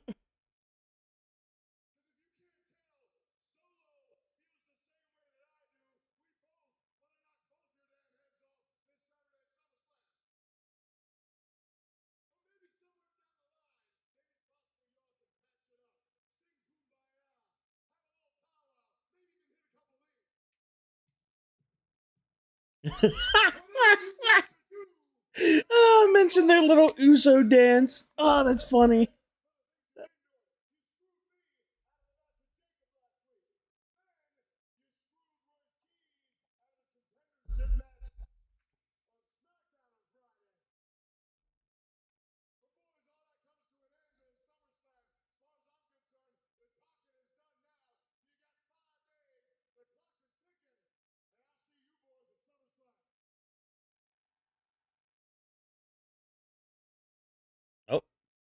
He's stomping.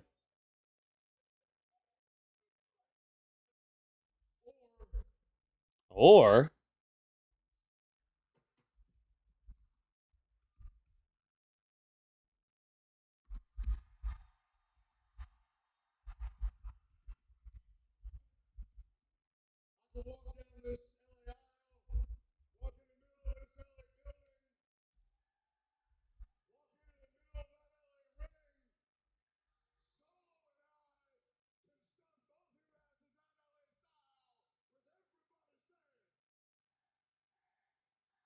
yeah.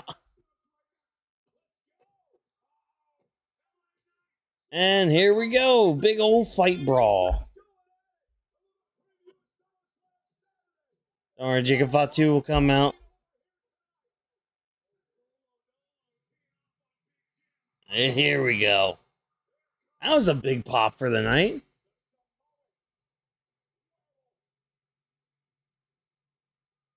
Oh, Royce Keys will be soon behind or in front of him.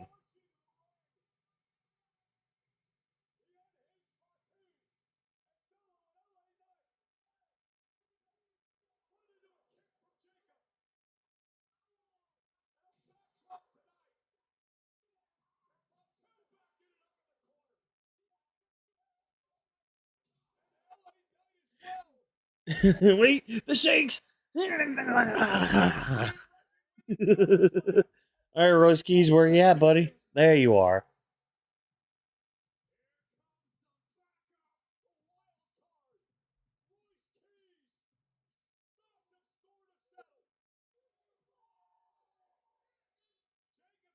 Damn, this crowd is quiet. Oof. There we go. Oh my god.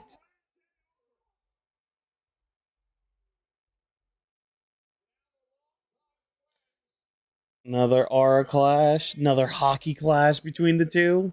Do they have hockey? Maybe armament. Fatu definitely got that Conqueror's hockey, though. There we go. Coming to blows. Who's going to be up on top? There's Royce Keys with it. And Tongan Death Grip.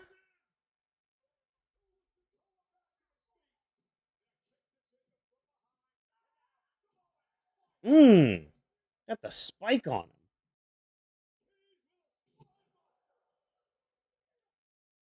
Yeah, Keys learned from Arn Anderson how to perform a spine buster, a perfect spine buster. Well, we know who's losing that match.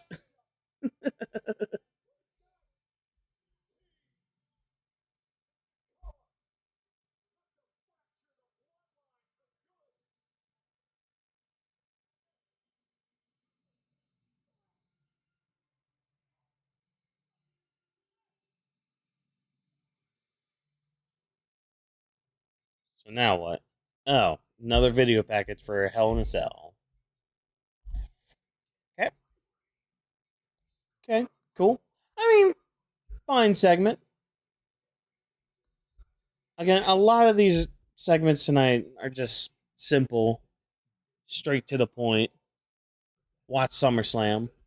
I'm nervous though for SummerSlam to be a lot like how Mania was, with less than 10-minute matches and a hell of a lot of ads. I think that's my one worry about it, but we'll see. We'll see what happens this weekend. I'm optimistic.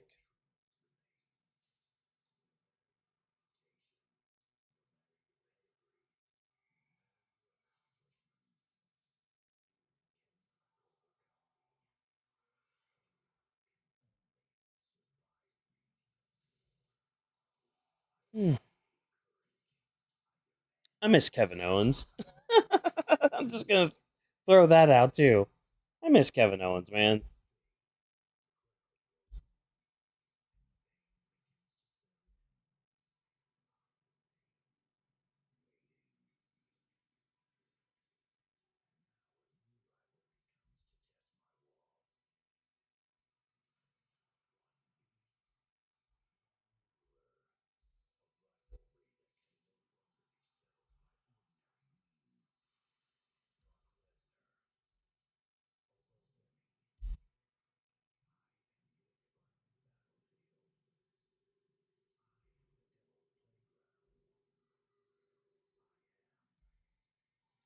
The game.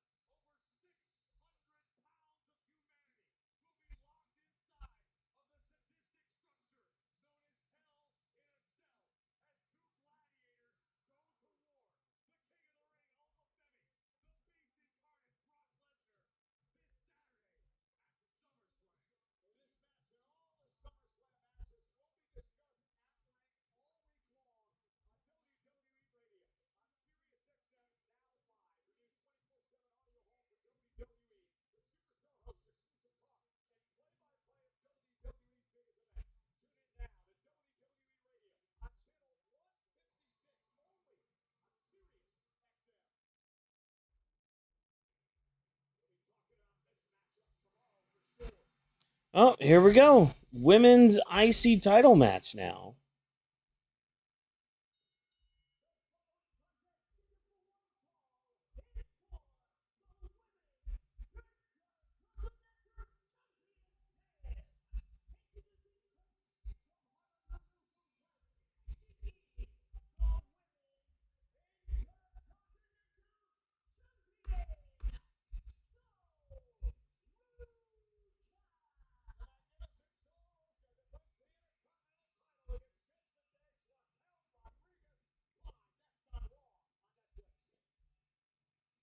Oh, oops. Got to hit that. There we go. Whew. We're almost done tonight, folks. This show is almost kaput.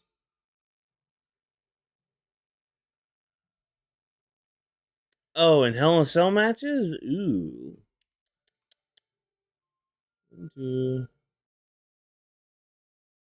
Ooh, good question. Hold on. All right, let me think about this real quick. Lost to Sean. Okay, hold on. Wait a minute. Do I need a pen and paper for this? No, I don't. No, I don't. Hold on. 14. Okay, so let's see. Lost one. Lost. Lost one. One.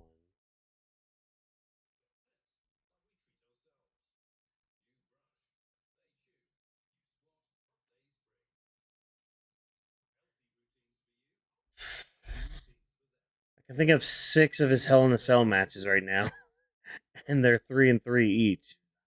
I want to say he has a losing record though in Hell in a Cell matches. I'm pretty sure it's a losing record. I think, or maybe I'm thinking of him with casket matches. Oh wait, no. Yeah, that's right. No, now I'm starting to remember some of them. He beat no, never mind. I might be stupid. I might be thinking of his casket matches. Edge, Orton.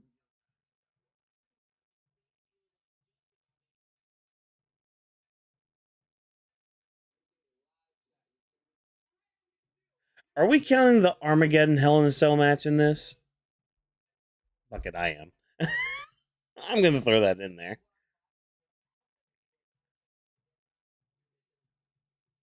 Shit.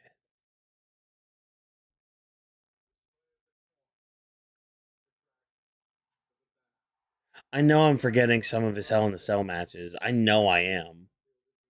I've only got 9 in my head right now, and Undertaker's like 5-4 with that. I'm pretty sure.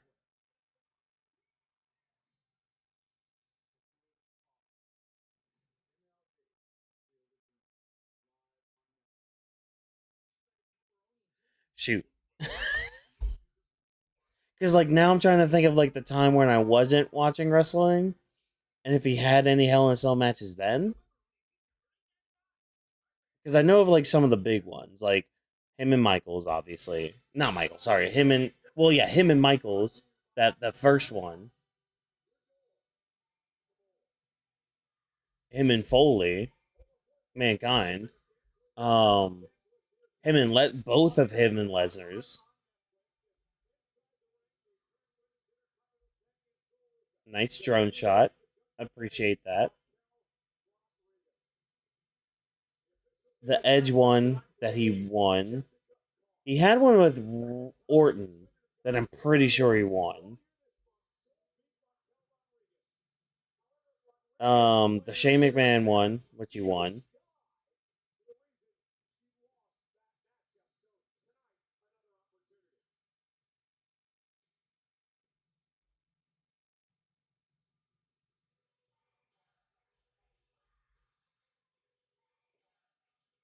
Shoot, I'm blanking now.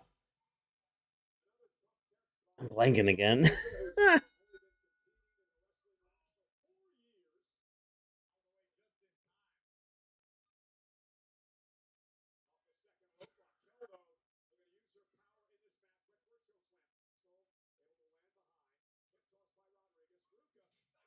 There you go, Soul. I feel like it's been ages since I've seen Soul Ruca in the ring.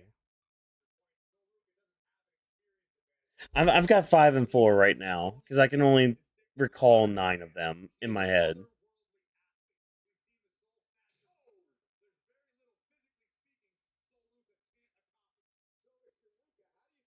I'm blanking on 5 of them because the ones I can think of because okay, he had 2 against Brock.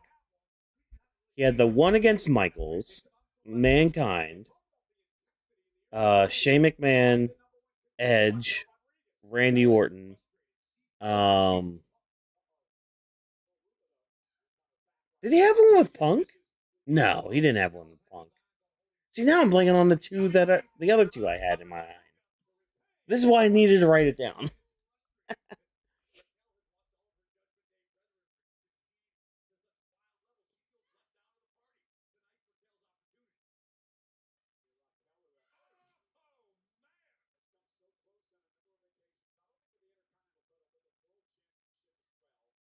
Oh yeah, I threw the Armageddon one in there. That's right.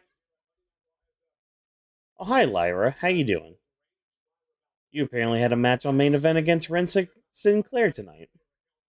That's right. I threw in the Armageddon one. That he technically lost.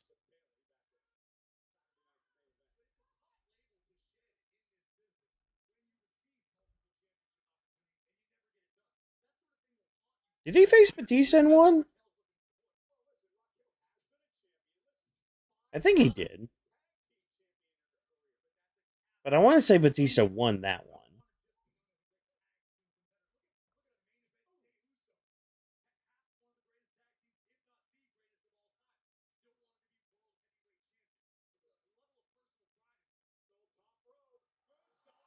Nice moonsault, Soul.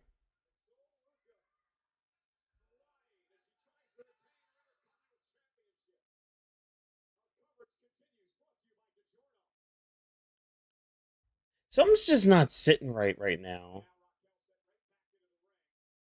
With that's the one I'm thinking. Oh my god, I forgot about that one. There's a reason I forgot about that one. The Big Boss Man one.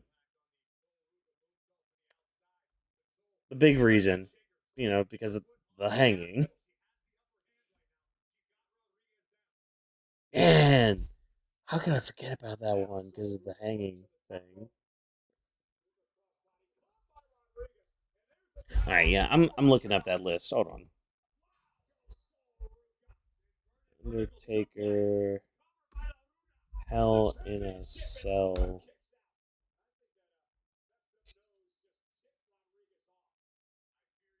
matches. Here we go.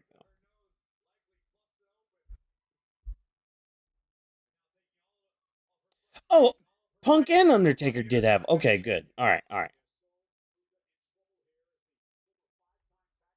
all right. Let's look at this because sorry, this match is not interesting to me at all. Yeah, there's the Big Boss Man one. Yep, yep. Remembered that one. Really? I okay. Again, this was before I was even watching it. Um, Austin and Taker versus Mankind and Kane on Raw. Okay, so I was right with the Punk and Undertaker one. Okay, good. Okay, I wasn't 100% sure that Kane and Undertaker had one. I wasn't 100% sure. Yep, had the Shane McMahon one, had the Orton one in my head. Okay, Batista and Undertaker did have one. Okay, good. All right, they're throwing the Armageddon. Yep, there's the Lesnar one from 15, the Edge one from 08, No Mercy with Brock, Triple H, Michaels, and yeah, the Mankind one. Okay, yeah. So yeah, I was blanking on the Big Boss Man one. Um, completely forgot about the tag team one he had with Austin against Kane and Mankind. Even forgot about the one with Kane in it. And yeah, I was blanking on the CM Punk one.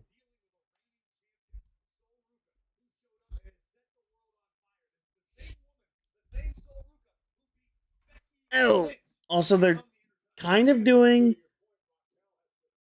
picture in picture right now with just border of DiGiorno around and saying Raw coverage continues. Whatever. All right. Cool.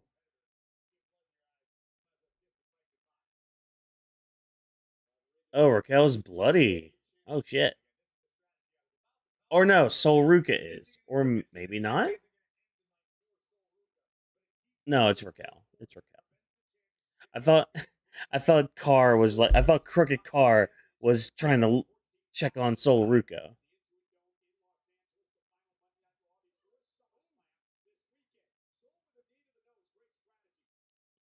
What are these camera angles right now? Come on, production team. What the fuck's going on? This is what I'm talking about. There's something odd with tonight's Raw.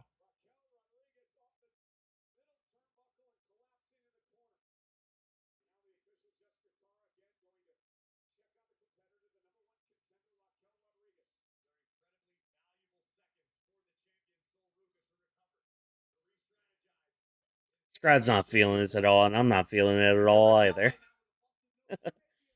I came in very optimistic with this Monday Night Raw, but Jeebus. At least SmackDown's only going to be 2 hours.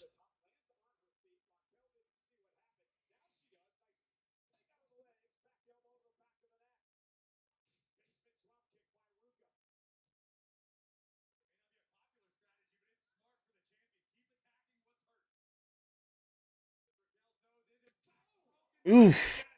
She almost didn't get the full rotation on that one.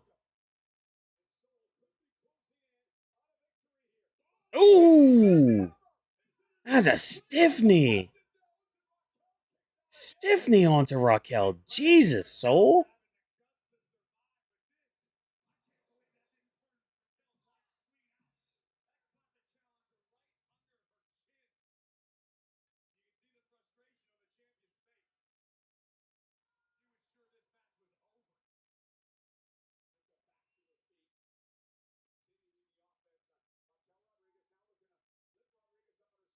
Why are you trying to lift her, soul?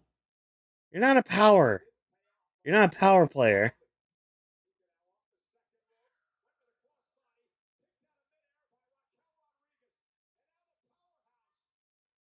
Oh, oh. Ew.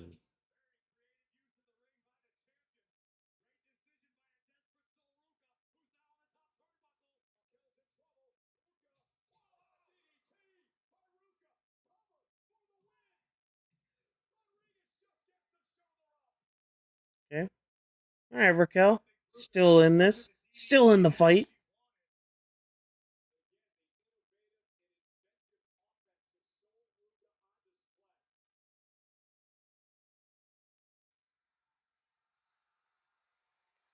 Oh, here comes Roxanne to help out Soul.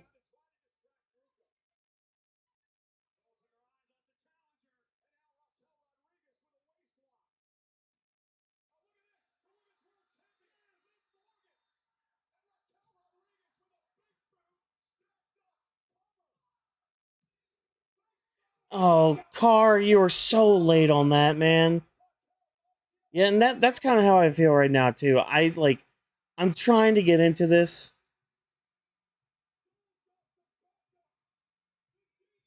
but I'm not into it.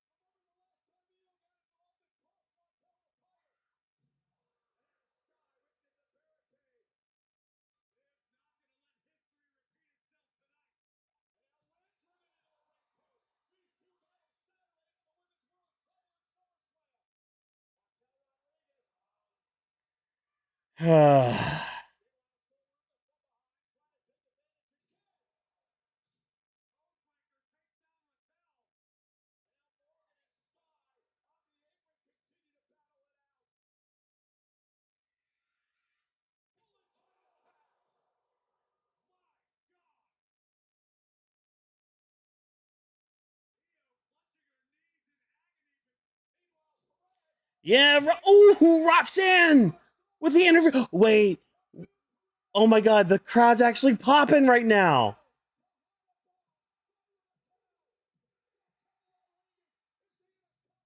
Hell yeah.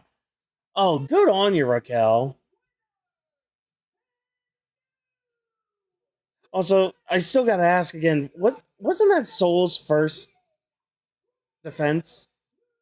I am ecstatic. That makes me happy. Because guess what? Now we have a story going into SummerSlam and coming out of SummerSlam. Sure, EO may be looking strong, but the Judgment Day is looking strong. However, they won't be looking as strong when Liv loses her title and Raquel's the one with the title in the group. Yeah. Because we can still play upon the Judgment Day breaking up. We can still play upon that. Good. Because I agree with you guys. I was trying to get into the match. I was really trying to. I was just not feeling it. I was not feeling it at all.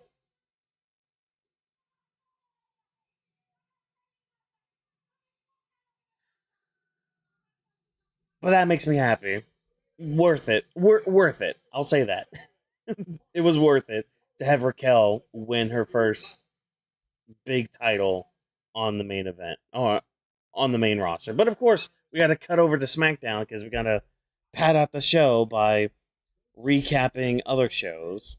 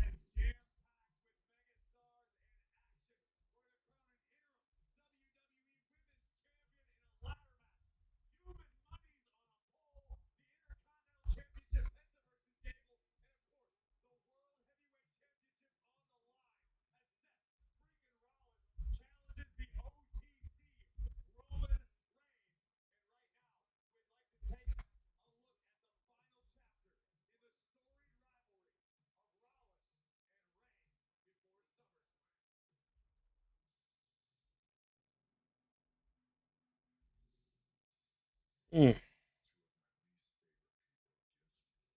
Oh, you saw the Beavis and Butthead thing? Yeah. As soon as somebody pointed it out, I'm just like, oh my god, I can't not see it anymore.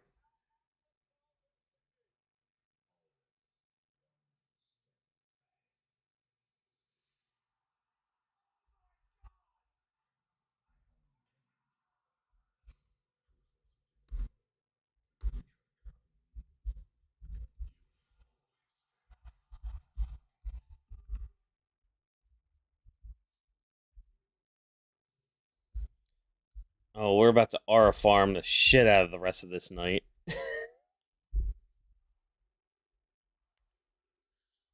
Oh, for that fifth spot, yeah. It might end up being Lash Legend. I could see her being it.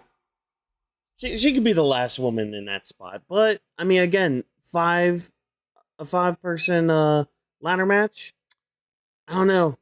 The numbers just seem a little odd to me. They might add a sixth person on the night.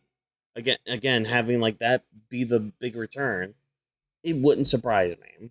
But much like it doesn't surprise me that everyone in LA right now is acknowledging him, the man, the myth, the legend, the one with the supreme king's power, the aura. He is the aura.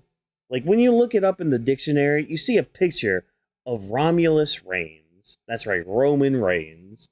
You see his nice little picture. And this was after like the blue contacts. Still has the fake teeth, but you know, we'll let that slide because he is our OTC. He's our reigning, defending, undisputed heavyweight champion of the world. It's his world. It's his yard. We just rent it. Overpriced rental, but we still rent it nonetheless. He allows us to be in his yard. He allows us to get the chance to bask in his glory. And all we have to do. Sorry, I got distracted by a lady in the pink shirt right there, like recording everything. That is a nice shirt you have, lady. You're gonna make it long in this world. Um, but hey, we're cutting to commercial because we at home can't handle the aura that is Roman Reigns. So we have to be cut to commercial while he aura farms in front of everybody.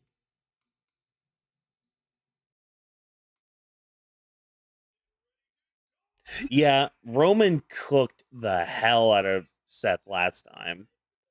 And also, like, with the build to it, it's been so much better when Roman's been there. Like, again, I know things he's probably working on in the back and all that.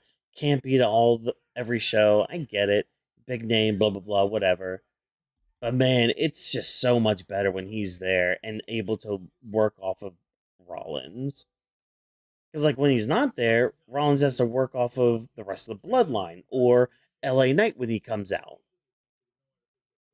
Yeah, no, Roman's still aura farming. I see it. I see it on the VPN. It's good.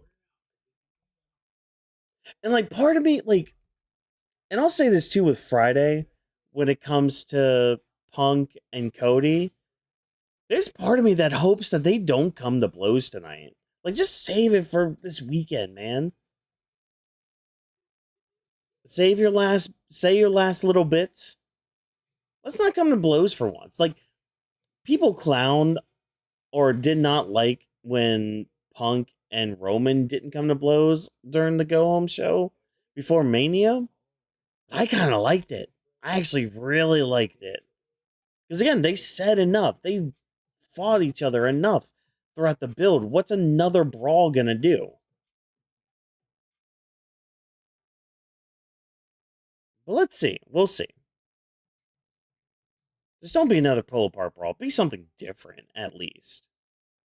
But it will be another pull apart brawl. What am I talking about? Hopefully it's not. We'll see. We'll see. I don't want to fully predict or be that pessimistic. Again, I'm trying to be more positive with it. Again, I was laughing during the Danhausen stuff. It was bad, but sometimes you can get a sick kick out of things that are bad.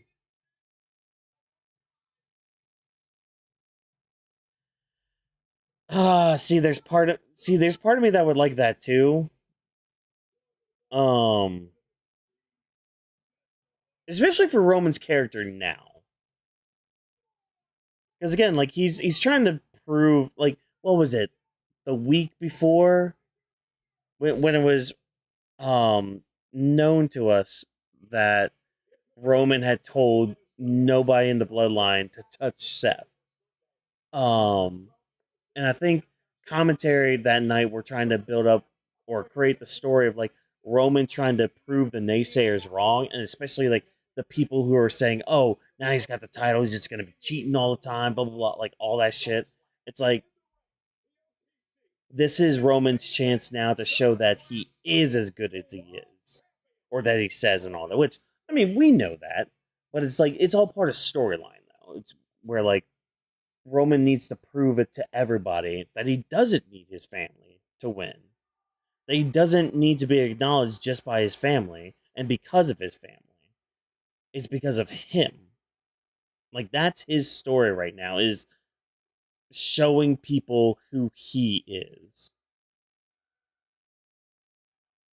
That's what's so cool about like having the bloodline back, like having the Usos like leech onto Roman, having Roman take Jacob Fatu and like tame him a little bit, but also that's also gonna be very dangerous because like now he can control Jacob in a way to like that's just gonna boost Jacob up even more and kind of make him a little bit more powerful or like a little bit more of a contender in that top spot. But again, that's nuanced storytelling. See if WWE can pull that off. Sometimes things just kind of fall in their lap, like a title shot.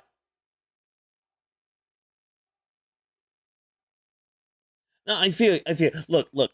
Okay, just a little bit of lore before they start talking. When I, because I started getting back into wrestling around 2015,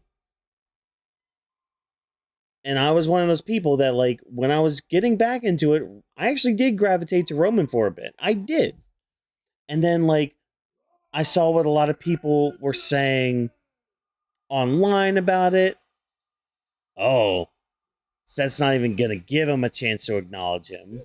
But yeah, I remember reading all that, and then like I started seeing, and then I started feeling okay. This guy is kind of being pushed on us to a point where it's just like it's kind of predictable what they're doing and how they're handling everything. Um, yeah.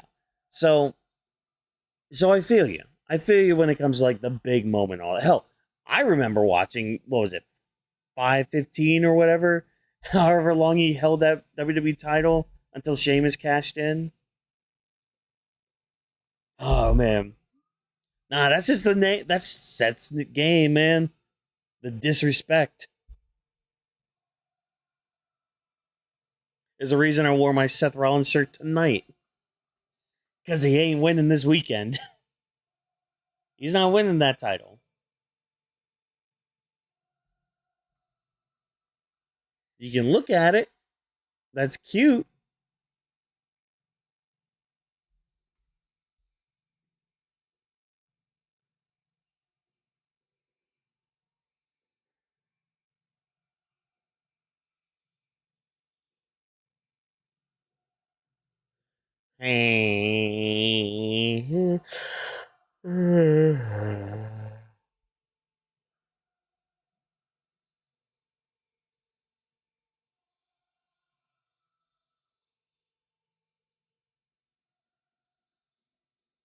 See, they both just have a presence that makes you want to just watch. Oh, see, it's the mind games he plays.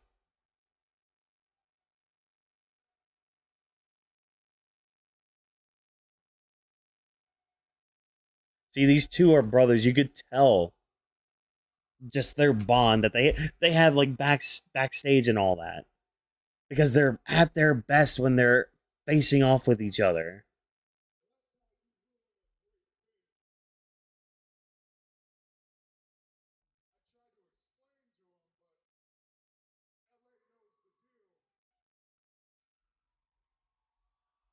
Do they know the deal?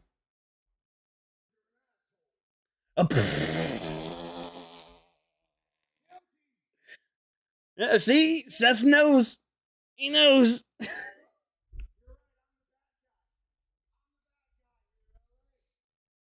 Oh, way to spell it out for us.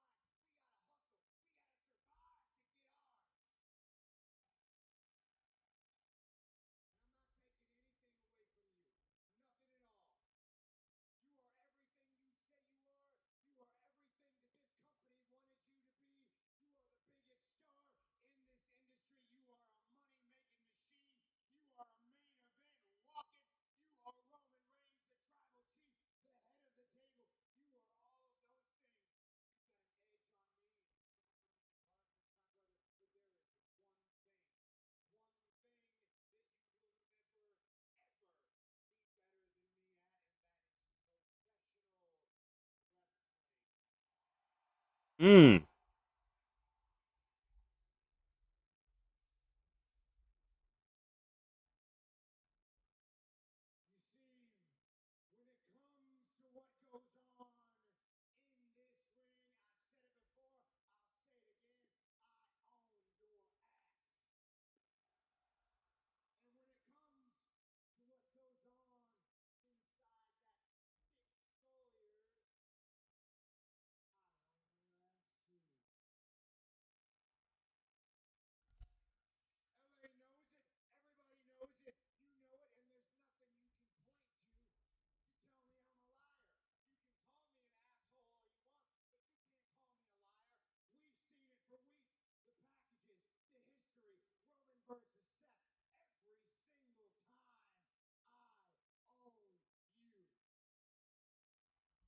Until this weekend.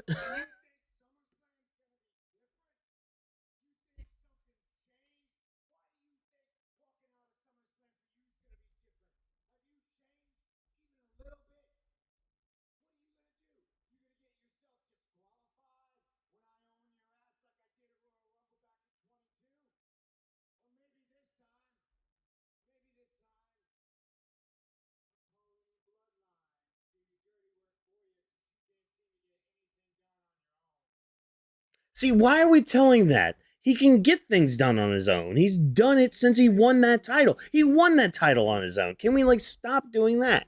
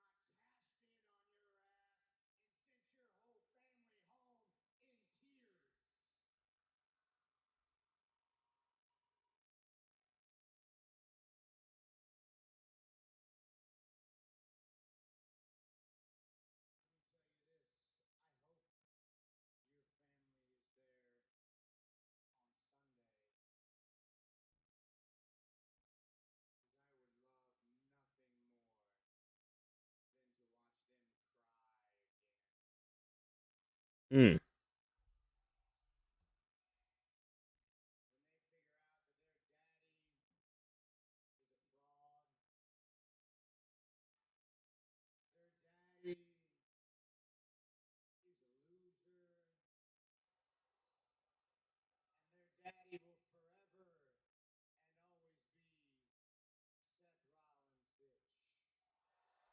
See, again, we gotta use the word bitch.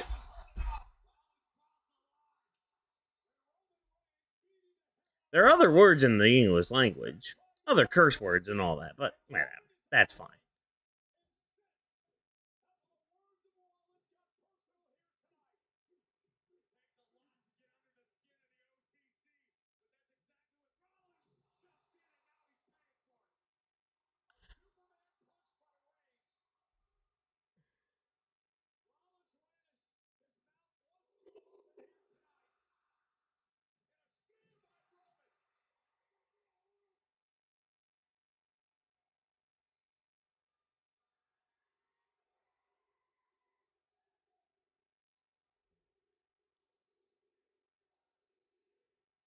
Yeah, Rollins getting up.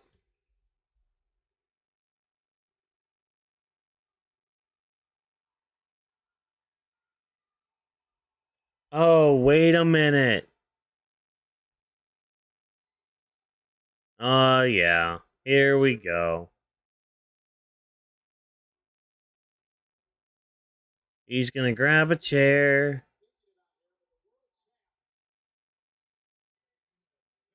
The shield chair. Oh, you see Ashton Kutcher getting up? You're like, no, Roman, don't do it.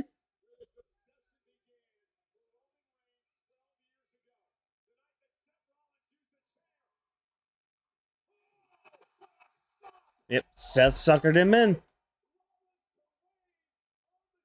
Seth suckered him in like that.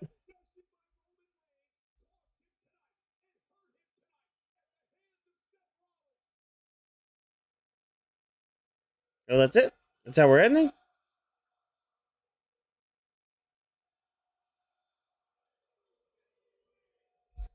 Okay, that's how we're ending the show tonight. Coolio. Um, what can I say about Monday Night Raw tonight? Oh, one can say a lot of things about Monday Night Raw in any spot or location. But that's besides the point. That's neither here nor there, you know? We're gonna transition now to our final thoughts. What was that 238? Yeah, 238. We'll do that for the time code for the lovely people that are just checking out the VOD. Just 238 even. Yeah, we'll just do that. Final thoughts. Mm. Oh man. Let me just start recording because I might make some shorts out of this. I don't know. We'll see. Oh, Monday Night Raw tonight. Let's see. Let's start with the positives. Let's just talk about the positives. Or you know what? Screw it. Let's just go down. Let's just go down the list of events that happened tonight. Brock Lesnar and Obafemi with a weigh-in. Segment was fine, I guess. I mean, Brock's still showing that like he's either scared of getting in the ring with Oba or he's just being very coy, very cautious with, or just playing mind games with Oba. I mean, their Hell in a Cell match is gonna be great. Like again, as long as it's not during the first hour of SummerSlam, it'll be great. It'll be fantastic. Add some color to it. This is doing really well with building Oba up as the next big thing to take that phrase from Brock. Um, exactly. Rollins needs to stand tall there. Yeah. I don't have much more to say on that. Vision versus Alpha Academy. Um, I'm just glad it's done. Like they did the short. I mean, this was gonna be a short rivalry, anyways, and it was gonna be the Vision coming out on top, anyways, because you know this is just like the epilogue or like the turning point for Maxxine's character and all that. So just to kind of leave the past behind her, take out the Alpha Academy. Wham bam, thank you, ma'am. Hopefully, I mean, they said Otis is out indefinitely, so hopefully everything's fine backstage. But yeah, he's gonna take some time off. It looks like maybe he's injured because like he wasn't like moving around as quick as he could. Which you know, saying Obo, not Oba, saying that Otis was moving around quick. That's kind of a funny statement to say, but that's besides the point as well. Um, Curious who the Vision. Well, I know who the Vision are going to feud with soon because we know Enzo and Cass are coming back to the WWE. So that's probably going to be their next feud. We'll see. We'll see what happens there. But where have the Street Profits been? The former World Tag Team Champions. Where are they at? Wouldn't they want a rematch for these titles? I don't know what we're doing with them. Where are they? What are they doing? Unless Montez had to go take care of Bianca, which she's looking like her pregnancy is looking pretty good right now. Some great hype packages with Chad Gable and Penta. Chad mainly talking about like his why, like, and again, I love the phrase. I'll have to go back to like get the actual quote from him, but it's just like when somebody needs something, they don't know why they need it, But when they want something, they know why they want it because there's a reason behind it. Like there's more of a reason just than just like I need it. Like, okay, well, why do you need it? I just need it for my soul, my body. And I'm willing to go into the depths of darkness to get what I need. But it's not what you want, though. That's not what you want. Um, yeah, I thought both promo vignettes were really good, especially again from Chad Gable's side because it showed more of his path to redemption and all that. So that was fine. Io Sky and Liv Morgan also had like talking head segments, which were fine. They played more into like the IC title, which I'm glad Raquel won. I'm glad she got some singles title, singles gold on the main roster.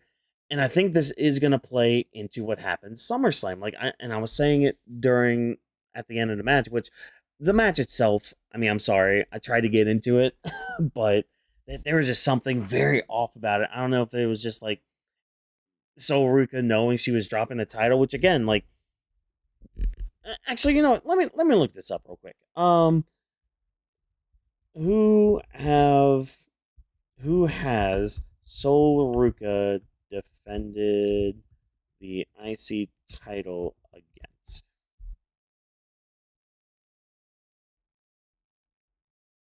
Okay.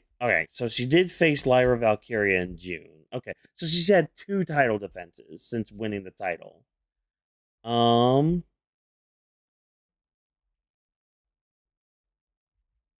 yeah, and then lost to Raquel, which again, great on Raquel. But I think this is going to play a lot into the Judgment Day story because I do think Liv is going to drop the title to Io, and whether that's because Io actually beat her or the curse is involved, which I kind of hope the curse isn't involved. Trust me, we'll talk about Danhausen here in a little bit. Get some water.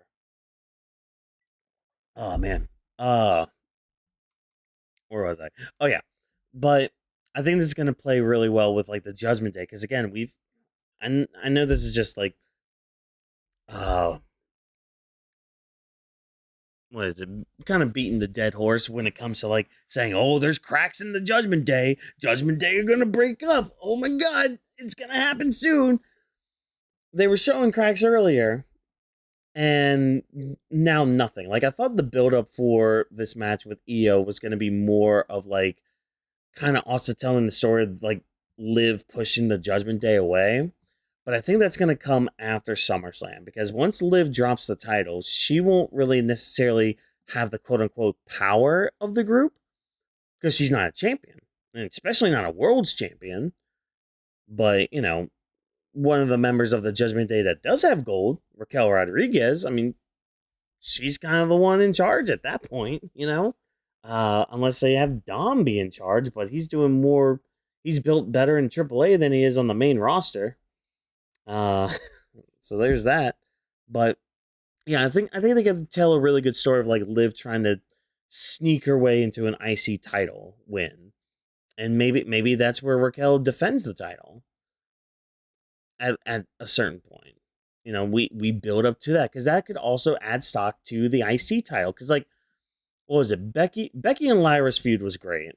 And then there's kind of crickets after that like Becky didn't do too much with it until the whole Maxxine stuff, and then like AJ Lee was coming back, so it's like we had the slow build of their match for WrestleMania, um, which you know was a fine rivalry and all that. But it's like, yeah, the women's IC title kind of needs that big feud, kind of like the women's US title. But we'll talk about that on Thursday more when we talk about like the ladder match and everything. But yeah, this could really add to the story of the Judgment Day's eventual breakup. Because yeah, Liv's gonna want that power, and with Raquel having it and Liv not having it, she's gonna have some issues with that. As much as you know, the Judgment Day doesn't have a leader or anything. You know, nobody leads the Judgment Day. Javon Evans versus Rusev. That was a fine match. Javon won that one, right? Yeah. Javon Evans won that one with OG Cutter. Um, It was a fine match. Same with what was it? Mysterio versus Ethan Page, which is really big on Ethan Page's part. Like him picking up a big win against Rey Mysterio of all people, that is huge for his career. That's gonna do him well in the future. So that was cool. Yeah, a lot of the matches were like they were okay at best. I mean, the crowd was also like very dead all night. Like they weren't feeling a lot of this Raw. Like there were a couple times where they popped hard, but yeah, the crowd didn't help anything at all. And of course, we had the Joe Hendry Danhausen concert, which yeah, I was laughing at it because of how kind of how bad it was, you know. Because sometimes you just gotta laugh at things that are just bad, you know. So sometimes you can get entertainment value from it because it is bad, and as you can tell, I'm constantly saying that it was bad. Still a better song than Chad Gable's theme song though, but you know, that's whatever. Um but yeah, nobody liked it. And now we got like Cuban Monies on a pole match. Like again, is Vince Russo in the back writing? What's going on here? And I think that's just my biggest gripe with this show, this episode. Like it felt like it was all over the place, but it was also just like uninspired, had no energy behind it. Like people were out there doing their jobs and like, you know, cutting their promos, doing the wrestling, doing the graps and all that, but it's like it just lacked a certain energy tonight. Like this is your go home Raw. Like SmackDown might as well just be the freaking pre-show to SummerSlam. This is your go home Monday night show, and this is the energy you bring for it. Is mainly throughout the board. Like there were a few times where we had it. You know, the opening segment had it. I'd say the Usos and like the Usos, Jacob Fatu facing off with like Solo, LA Knight, and Royce Keys. That had some energy to it as well. I mean, simple brawl, yeah, but you know, just pushing that story a little bit. Solo is very good with his babyface tendencies.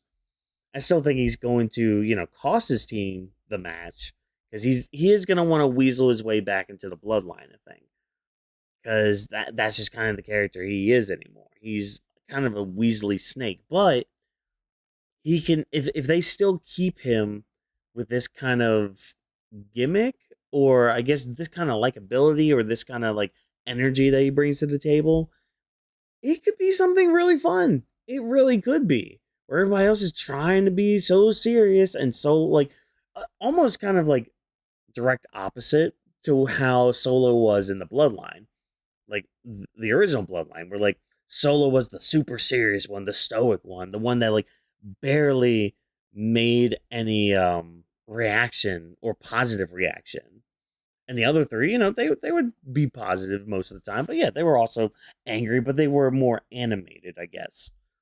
Whereas now, like you have the other three not be as animated, or you know, still keep Jacob Fatu with his shakes and all that, but like Solo being the animated one, like that would be kind of cool. That would be kind of a cool dynamic to kind of explore, but that would involve, you know, better writers for your show that can actually tell a nuanced story like that.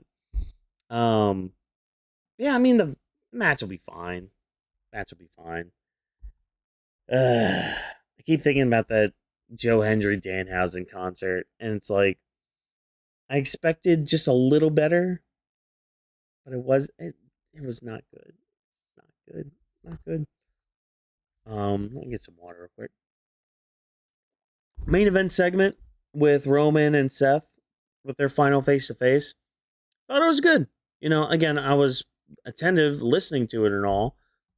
And again, like I was saying when the segment had started, this is all the story is built so that Roman can have his ultimate redemption, but he could still fall back and become that tribal chief character again. I don't know. We'll have to wait and see. I wish I had more. I really don't like. This was just a weird Raw again. some of the stuff was really good, as I was talking about throughout the show. And I think that's why I don't have a lot to say right now, because like I kind of want things to kind of process a little bit more until Thursday, because I know Thursday we're gonna be yapping a lot, um, for the predictions and all that, and just talking about like really kind of going into these builds. So I don't really want to say too much at the moment, because I want to save it for that conversation and kind of bring up a few things, and also just kind of like let tonight sink in, because again, to just tonight was not a good night. It just it's a mixed bag. It was a mixed bag. That's basically what it is. That's what I'm trying to get down to. Chad, hopefully you're getting down to some good things as well, because I think we're gonna end the stream. Yeah, 'cause I'm tired. I've got work in the morning, and I've got like a week and a half of streams and recordings coming your way. Because yeah, we're gonna be doing a bunch of streams this week. Back to doing Dynamite. I promise we're back to doing Dynamite on Wednesday. Okay, so I'll be live for Dynamite. Don't worry, we'll be live on Thursday for the prediction special for SummerSlam. Again, we're going to talk about each match, talk about the builds or the lack thereof, how WWE have like crafted the story going in to SummerSlam this weekend, and give some predictions on who's going to win each match. And Friday will be SmackDown. Going to do both nights of SummerSlam, and then back to Monday Night Raw. Hopefully, the Raw after SummerSlam is good, but we'll see.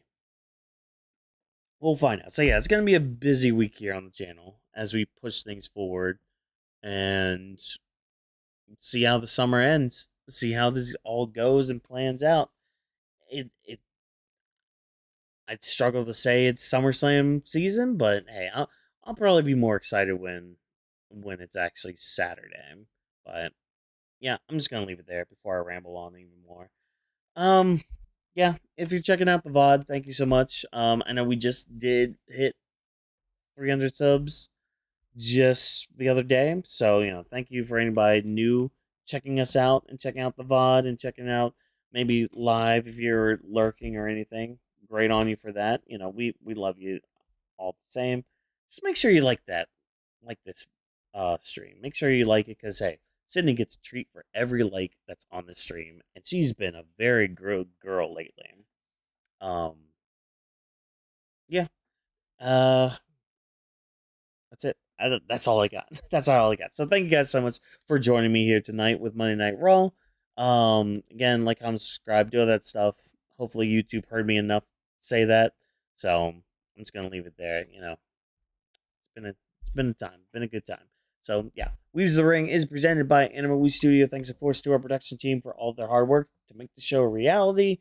Working on thumbnails, getting streams up, social media, all that stuff. Hey, we're doing our best out here, and hopefully you are doing your best. But as always, people, I've been your world champion, and I'll catch you guys on Wednesday for Dynamite.